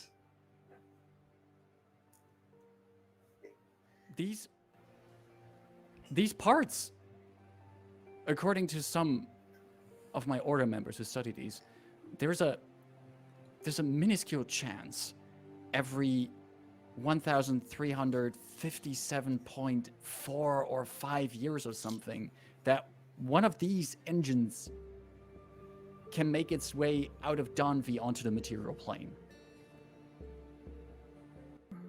Make its way. Oh, well, I mean, Actually, yes, we it didn't didn't really. counter it there. It was given to us. Yeah, It because didn't really it's appear. yeah, because it's feel- kind of broken. I feel like if I just keep asking you questions about things you have, we're gonna end up at a point where you're telling me that you actually befriended a dragon or something. This is Still on You the would- Not a list. dragon. You would say it's inevitable, wouldn't you? Oh, goddammit. I could just imagine Still pushing Delphine for actually that one. rolling her eyes at that. Can't believe This is- Rayn managed to pull that one. This is good. This is good. If you have this with you, I think I can. Donvi isn't plain notorious for its order. If we can use this quintessence engine to maybe aid in stabilizing the wards. First time I'm working with this, but I think I could jury rig something. This is good. The 4 of you are making me swing back and forth between regretting I met you and being extremely happy I met you. Yeah, We we have tend that to effect. have that effect. Yeah. The Swingers is not a good party name, or is the most No. excellent of names. Maybe it is. No, no. The Sky Could be too Swingers. confusing. The You know, inevitable it has certain swingers. implications that Plain are, swingers, if anything. mm, Vola is like not understanding where this conversation has gone, and she's like, hold on to the engine, keep it safe, and follow me here through the woods. We're heading towards the complex. Tuk, tuk, tuk, tuk, tuk, tuk, tuk. Into the woods. And the 4 of you follow her into the woods as we hear more of the animal life, making noises, the sounds of nature around you, and we see also the camera moving a little bit over the trees. And in the distance over some of the trees, we see very low-hanging clouds ahead of you. What that means, we see after our second break for today, we're going to take our second break for today. So another 5 minutes. We'll be back at about 7 past the hour or 8 past the hour. So make sure you get your forest and swamp walking boots out. Tell your friends about any kind of planar items you have. And also make sure you keep a list of any planes you travel to. It might be important whenever you do rituals in that regard. We'll see you in 5 minutes. See you after the break. Bye from the Planar passport. Pirates. And we are back for the final part of today's session. Our adventurers, our party has arrived in the Shadowmarches. They have told Vola, the friendly orc druid they're helping, about all of the funky planes they've been, all of the planes they have been, influenced by planar items they casually carry with them. Normal stuff. And all of that caused a little bit of a roller coaster of feelings and input for Vola. But in the end, especially knowing that the party has a Quintessence engine with them, they can really help a lot with whatever might have happened at the Seal Guard complex in the Shadowmarches. The party wanders through the swampy, wooded area, and you are struck by the similarities between the Shadowmarches and Kubara that you've been briefly in, both of them very swampy and wooded areas. But it seems to you that you're here in a part of the swamps that's a little bit further inland. In Kubara, you were more in the coastal area, and you had these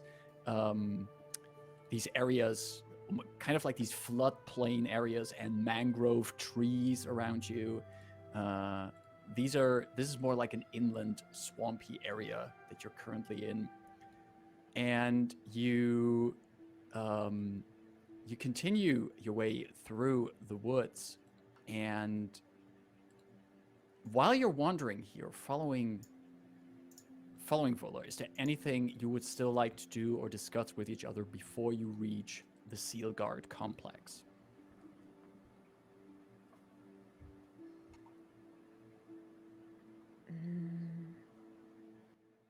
I have two very quick things. Well then. While we're walking, Daithun, like, sword sheathed, is basically just kind of like passing the chain back and forth between his forearms, just kind of like unwrapping one arm, wrapping the other arm back and forth. And while doing this, because I don't think I had heard this name prior to the dream, but unless this is me just forgetting, but like Dalkir and like the lidless eyes, and then what Vola had mentioned, like Illithid. Mm-hmm. Is there anything that's like Dython's basically just in his mind thinking like, okay, battle tactics for this, like what do we need to expect? What do we need to look out for? Like, how do I fight these things that you are telling me we need to fight? You think like that, speaking to it. Yeah, and you're also like playing a little bit with the chains, holding them in your hands, and as you think that, to you it appears as if falling in next to you is now this ghostly image of Mortal, fully armored, walking next to you, keeping up, and I don't know if you ever played like Shadow of Mordor or something, but like it kind of looks like the ghost of Celebrimbor, who is like walking next to you there, and you hear Mortal saying, "The Dalkir were our foes, the invaders from Zoriat. They were the leaders of the war host of Zoriat. Each of them fielding armies of impossible monstrosities and reshaping the land wherever they went. Lidless Eye was the title of the very Dalkir I aided in, well, not killing, but binding. Belashira."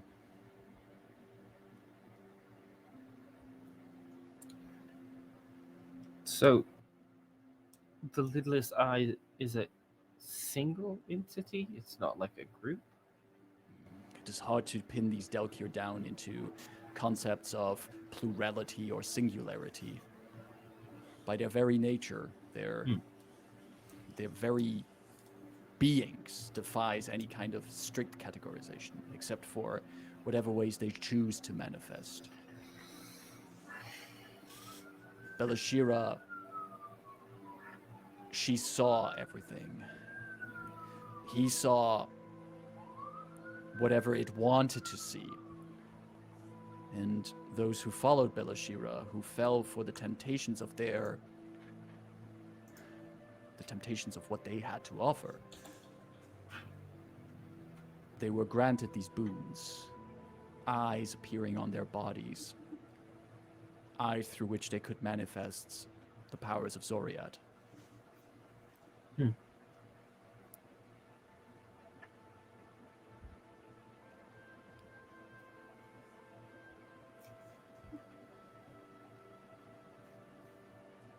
This is one thing that you must be most careful of when fighting anything related to her.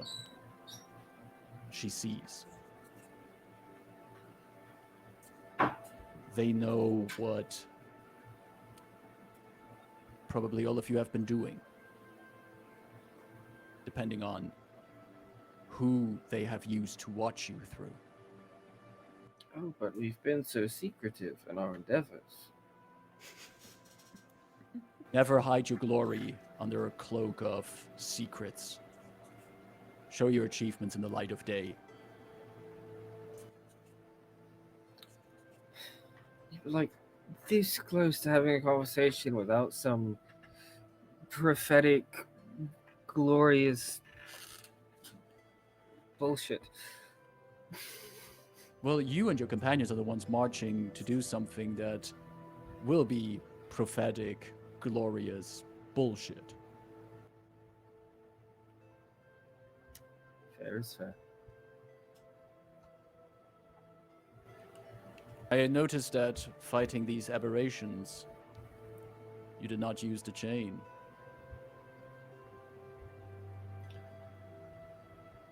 I thought about it, but if I would have... I thought if engaging with one of the flying ones became relevant, if I hadn't been grabbed by the giant crab thing, I thought the chains might be useful in that, but honestly, really close combat, I'm trained more with swords, so that's where I'm comfortable. Should I use the chains? Are they going to be better?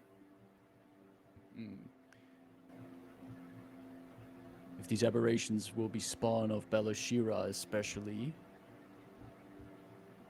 they probably still remember what these chains did to them. If you want to inspire courage in your allies and fear in your enemies, you should wield them. Alright, well, I'll remember that for next time.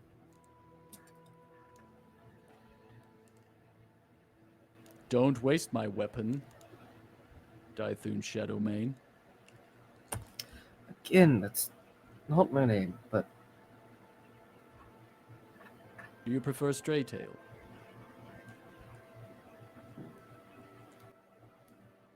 I kind of prefer just neither. So it is Dythun. You're not mortal something. Good catch. But that is a topic for a different conversation. We've been talking about names way too much lately. You're trialing some names for your group, if I have been paying attention. It's just don't worry about it. It's fine. You should. Whatever you do not go for the inevitables. You know, I think you and Delphine would have an excellent conversation about this topic, but anyway, Even Mortal agrees that that is just a bad name. Yeah. Delphine like takes stride like away from this whatever manifestation of mortal there is, and walks next to Rayn, or I guess backwards because Rayn was hanging in the back. But Rain, I just quick question, just curious. Surprised we haven't tried this before. He takes the chains and he like sends them out to like land against Rain's hand, like not in impact, but just like sitting around her hand. Do you hear anything? Rain flinches a bit because the last time the chains made contact, she was out for the count. Mm-hmm. But she lets it happen, even though she flinches like, "Ah." The chains, they are steel cold, lie in your hand. But she does remember the time where she borrowed Dythun's body. She just kind of stares and projects her will. Yoo-hoo. As Dythun once said, Murti. Thinking that might get a rise out of it if anything does. You speak with the chains, and Mortal. You briefly hear Mortal's voice in your head. Ugh. It is the Triton. Ugh. It's the one that made a deal with the Fae. There is no response to that. Mortal is just out of your head. Does Dythun hear this? Yes, you are privy Okay, to that perfect. conversation. He retracts the chains. It's like, interesting. Well, I don't know.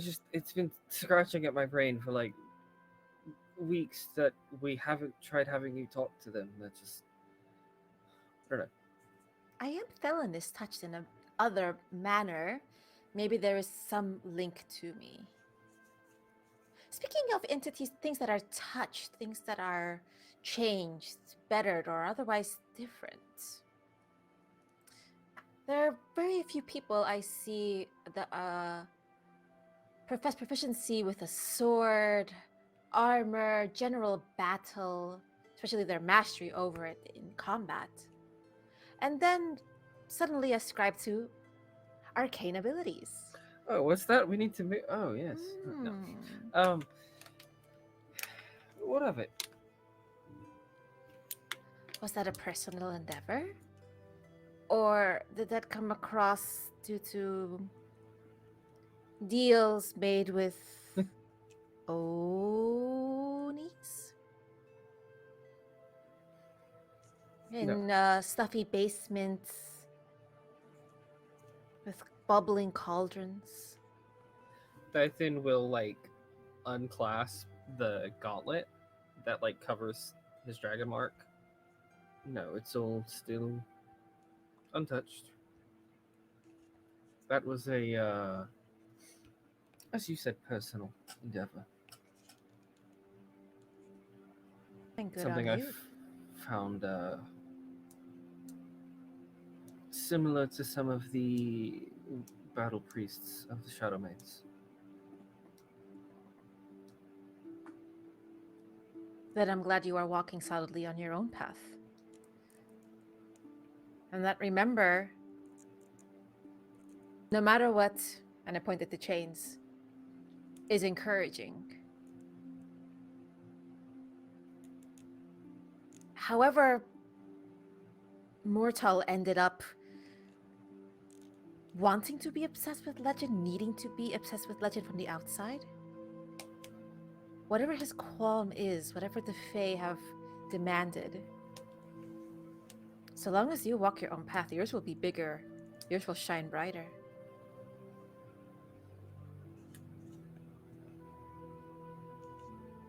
Thank you.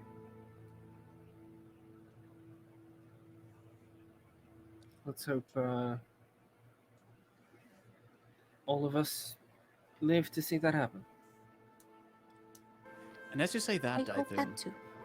the party comes up on a ridge and can look a little bit ahead into a valley ahead of them. Trees and undergrowth flank the path. And you look to a wooden bridge that crosses a small ravine with water rushing through it. But on the other side of that bridge, all you see is fog. Deep, dark fog. With just small shimmers reaching through it. The edges of the fog, coming from the ravine, you see silhouettes of something reaching out of the water and up to the other side of the ravine. You can't clearly see what it is. It's partially covered in this fog.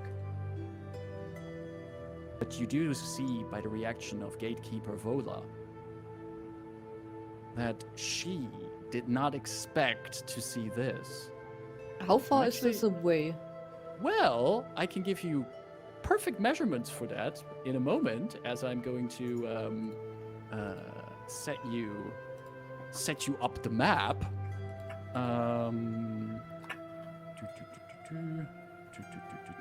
This is very not ominous at all. I mean, Just if it's in normal 30 stuff. feet range, then I could just use my gust of wind, like since it's a cantrip, to make it like for a moment visible what we're seeing there.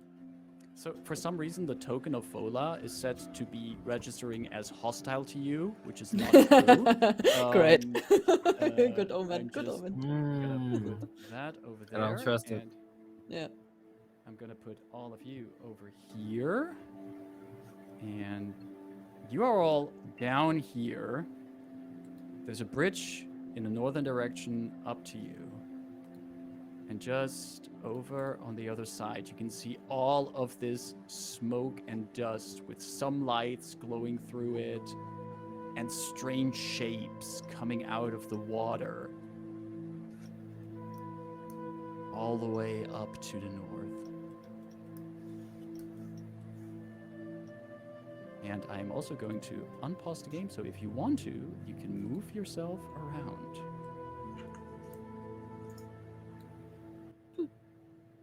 Yep, this is further away, I guess.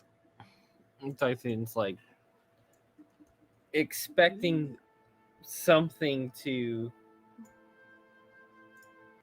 be a threat very quickly, so he's just taking up front.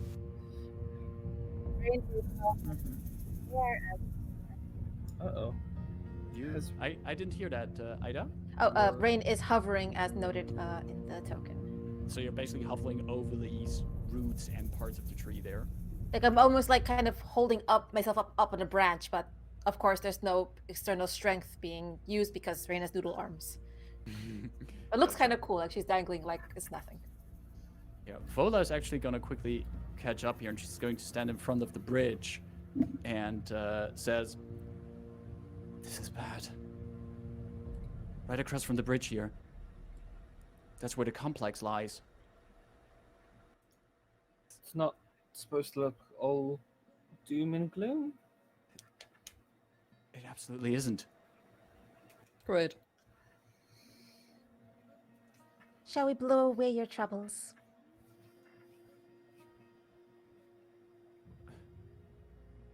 And she was like already like lifting her hand, and you get the impression that she was about to invoke a spell as well. And she looks at you. You can do that too? We can all do it together.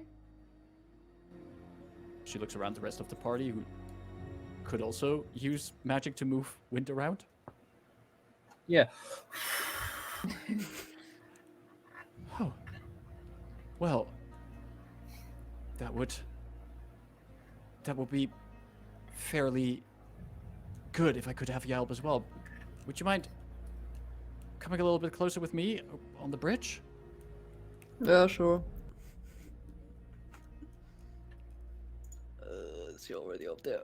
Oh, god damn it. I think Let's see. this- Well, this should do it. yeah, I need to step up a bit more as well. This is like shit. Wait. Yeah, that's 44 spots. Well,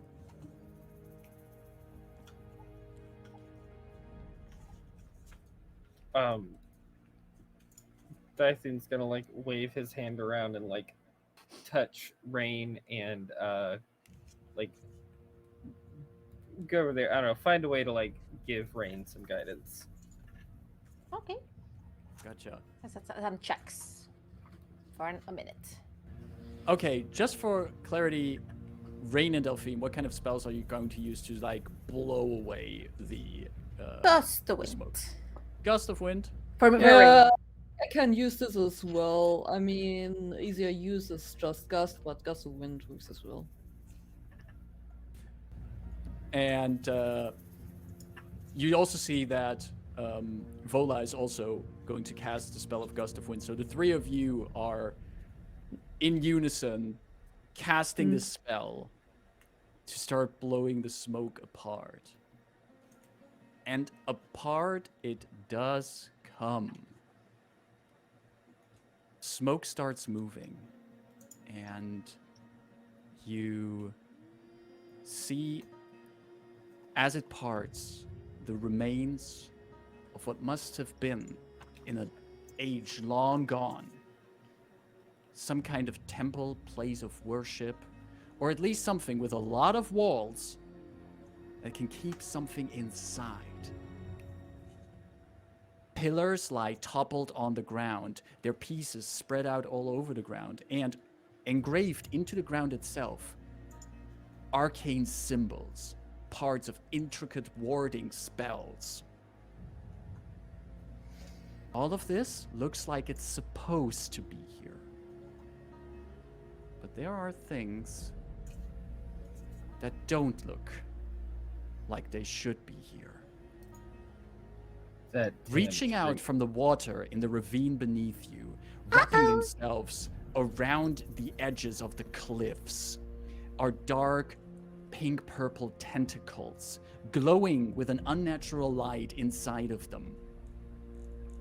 Little walls of smoke that was not moved by your gust of wind, that seems to not be moved by any kind of force, still linger here over dark red rotten patches of infestation from another world. These tentacles also wrap themselves around buildings deeper in the complex. Each of these unearthly things coming from a place that they should have never left, crashing into walls and buildings of this temple site.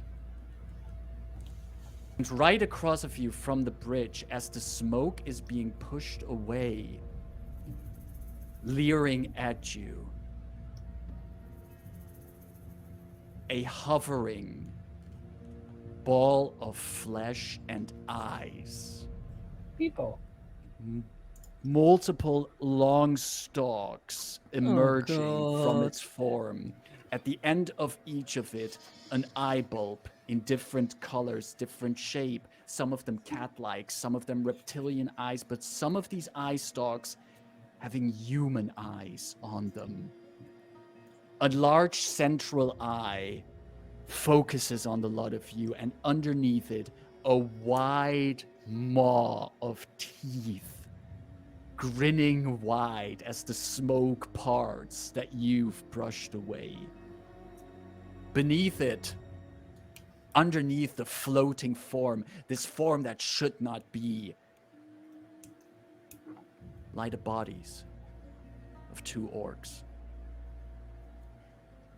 And floating down from the rooftops nearby are smaller versions of these floating eyeballs. The tentacles twitch and flick. The eye stalks move. As Rayn, I need you to make an intelligence saving throw, please. Rebus, I need you to make an intelligence saving throw. Delphine and Dythun, I need both of you to make a constitution saving throw. Oh fuck. Saving throws. Not a Yeah. By the guidance? way, we didn't have a short rest or Guidance. anything. No. No short rest? Delphine, how big is your aura? 10 feet. Okay. Intelligence. Just out of it. intelligence. What was Terrible. my That gives us a constitution? plus Okay. One? Okay. This is Two. not bad. Plus this is not plus bad. 2 from the aura from the plus 2. Concept. Okay. And Let's hope this helps. Me It and was 21 for Rebus. Delphine was Constitution. 21 Yes. for Rebus. I have a 16. I hope this. 16 for Delphine. 18 total intelligence saving throw. For Rayn, what did Dython get? And so, sorry, this is a con, and I get Con. +2 from Delphine. Yes. Mhm. Yes. It's a lot. It's a I 26. Well, Okay. All of you rolled really well here, which is good. Oh yeah, mine was also Caradai. Rebus, I want to start with you.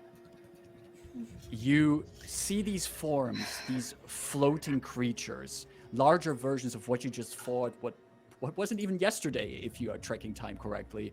And you feel in your Warforged head the words of this entity echoing inside you. Just saying, whispering to you,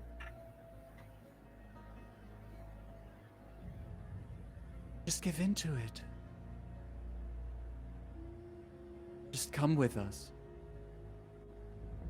We can remake you however you want. And for a moment you feel your gears trying to walk towards these creatures. But you shake it off. You have control over yourself. I don't believe you have anything worthy to offer. Which brings us to Rayn. Who is still concentrating on Gust of Wind. It lasts a minute, so she will keep it up mechanically.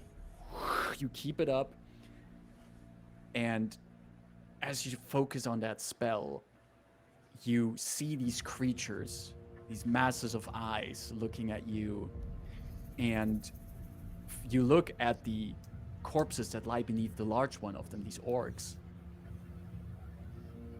You blink, and for a moment they look like tritons. But then you see that they're orcs. Delphine and Dythun,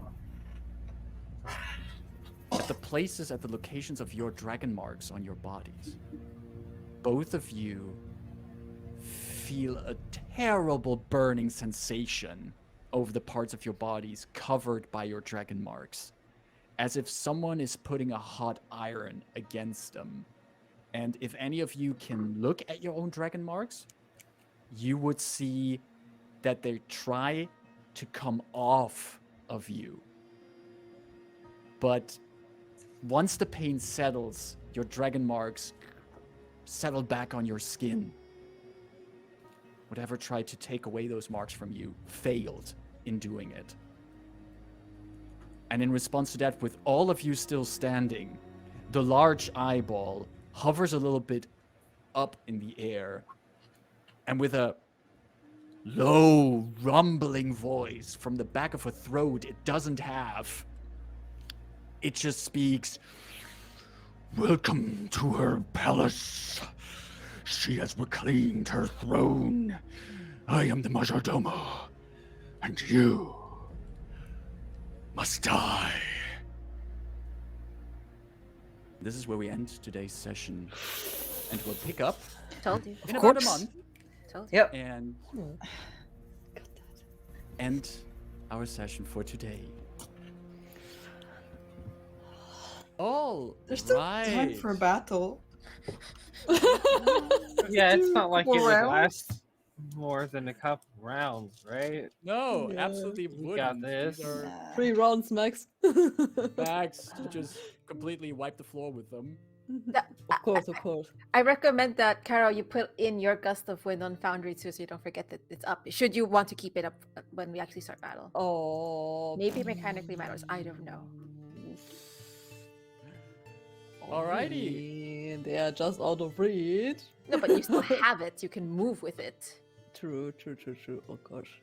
How do I even put this up? Or you do it after our chat. Okay, I see something. Well, party, you did make it at least over to the complex. You know what you can be planning for the coming weeks, what you have to fight.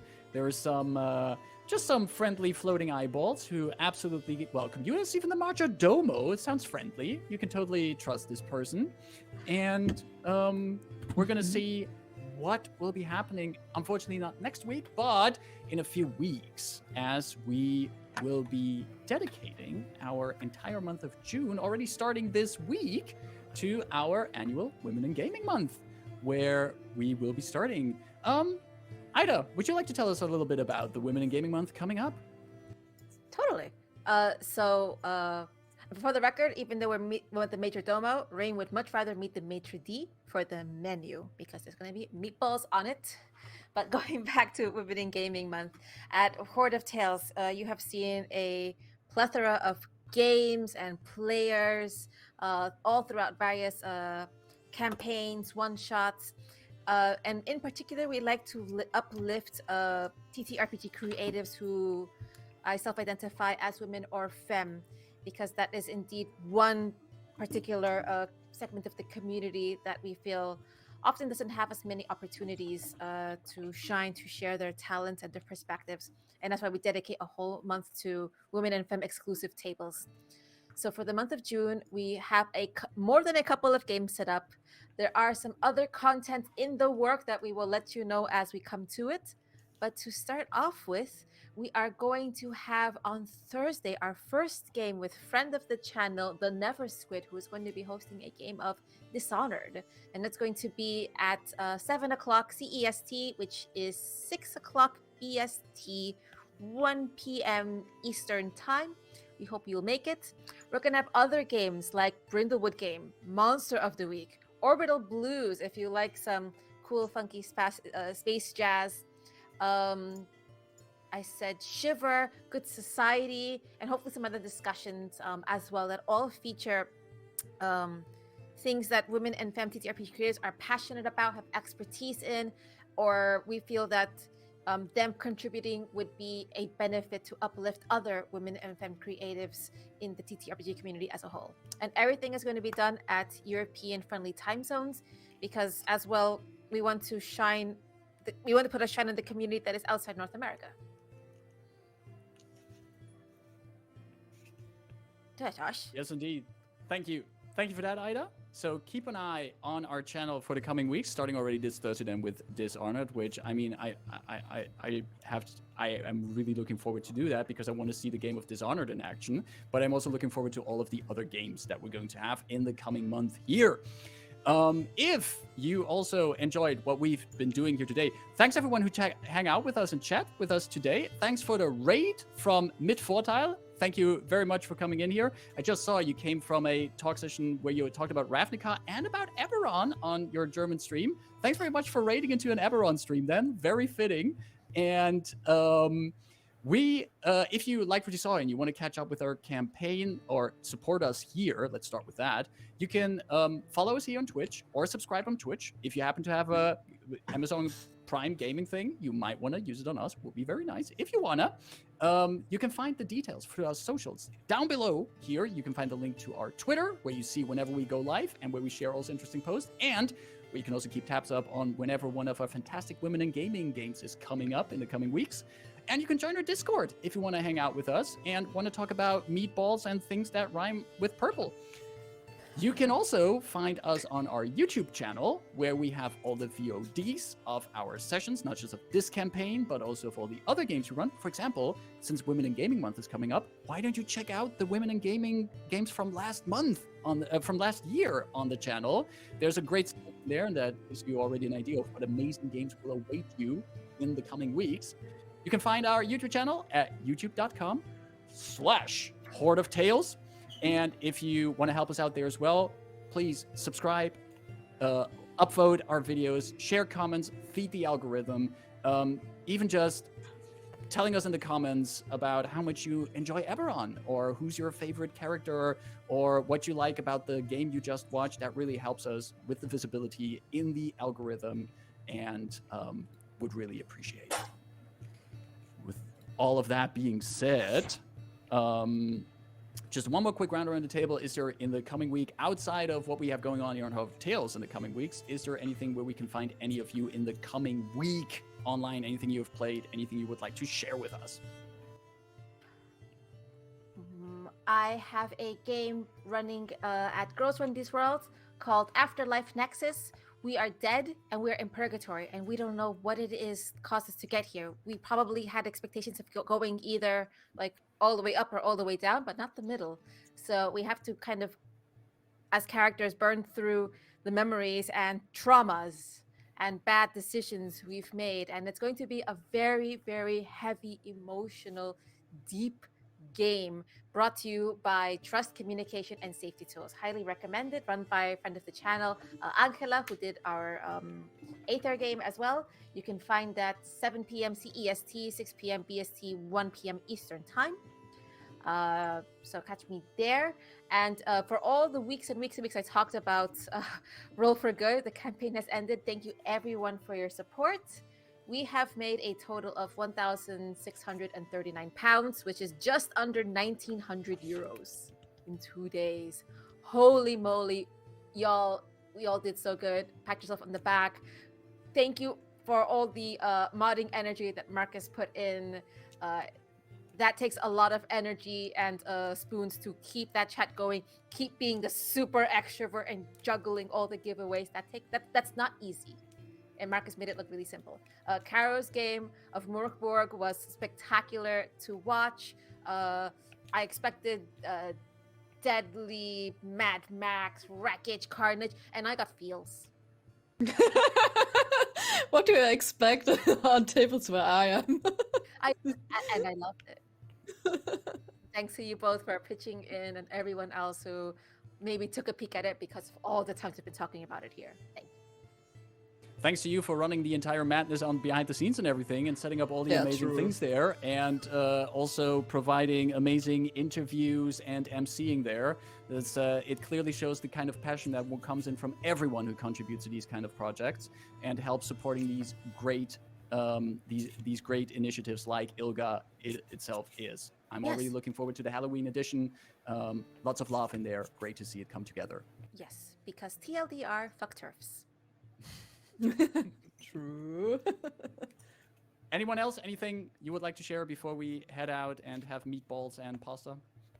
No, I will dive into the madness that women in gaming is starting on Thursday. So Dive, you say? Dive, yeah, I said dive. Dive. Yeah, we have stuff brewing. Not saying if it's good or not, but yeah, it's brewing. One last glance around the table. Yeah, we're going to rate. Who are we rating? Decide. Hope for TTRPGs. Sweet. Yeah, we're going over to Hope for TTRPGs. Before we head over there, thanks everyone for the game today. Thanks again to my fantastic table for always coming here for these games where we can travel through jungles, talk about eyes appearing on people, and have fun while we do it. I am already gonna miss you for the coming weeks, but I will also make a promise as a GM to, when we come back after these coming weeks for the next session, we're gonna come back with a bang. And let's see how all of that will go. Thanks everyone for your time. Thanks everyone in chat. Thanks everyone who watches this on a VOD in the future. We're heading over for Hope for TTRPGs. We're Heart of Tales.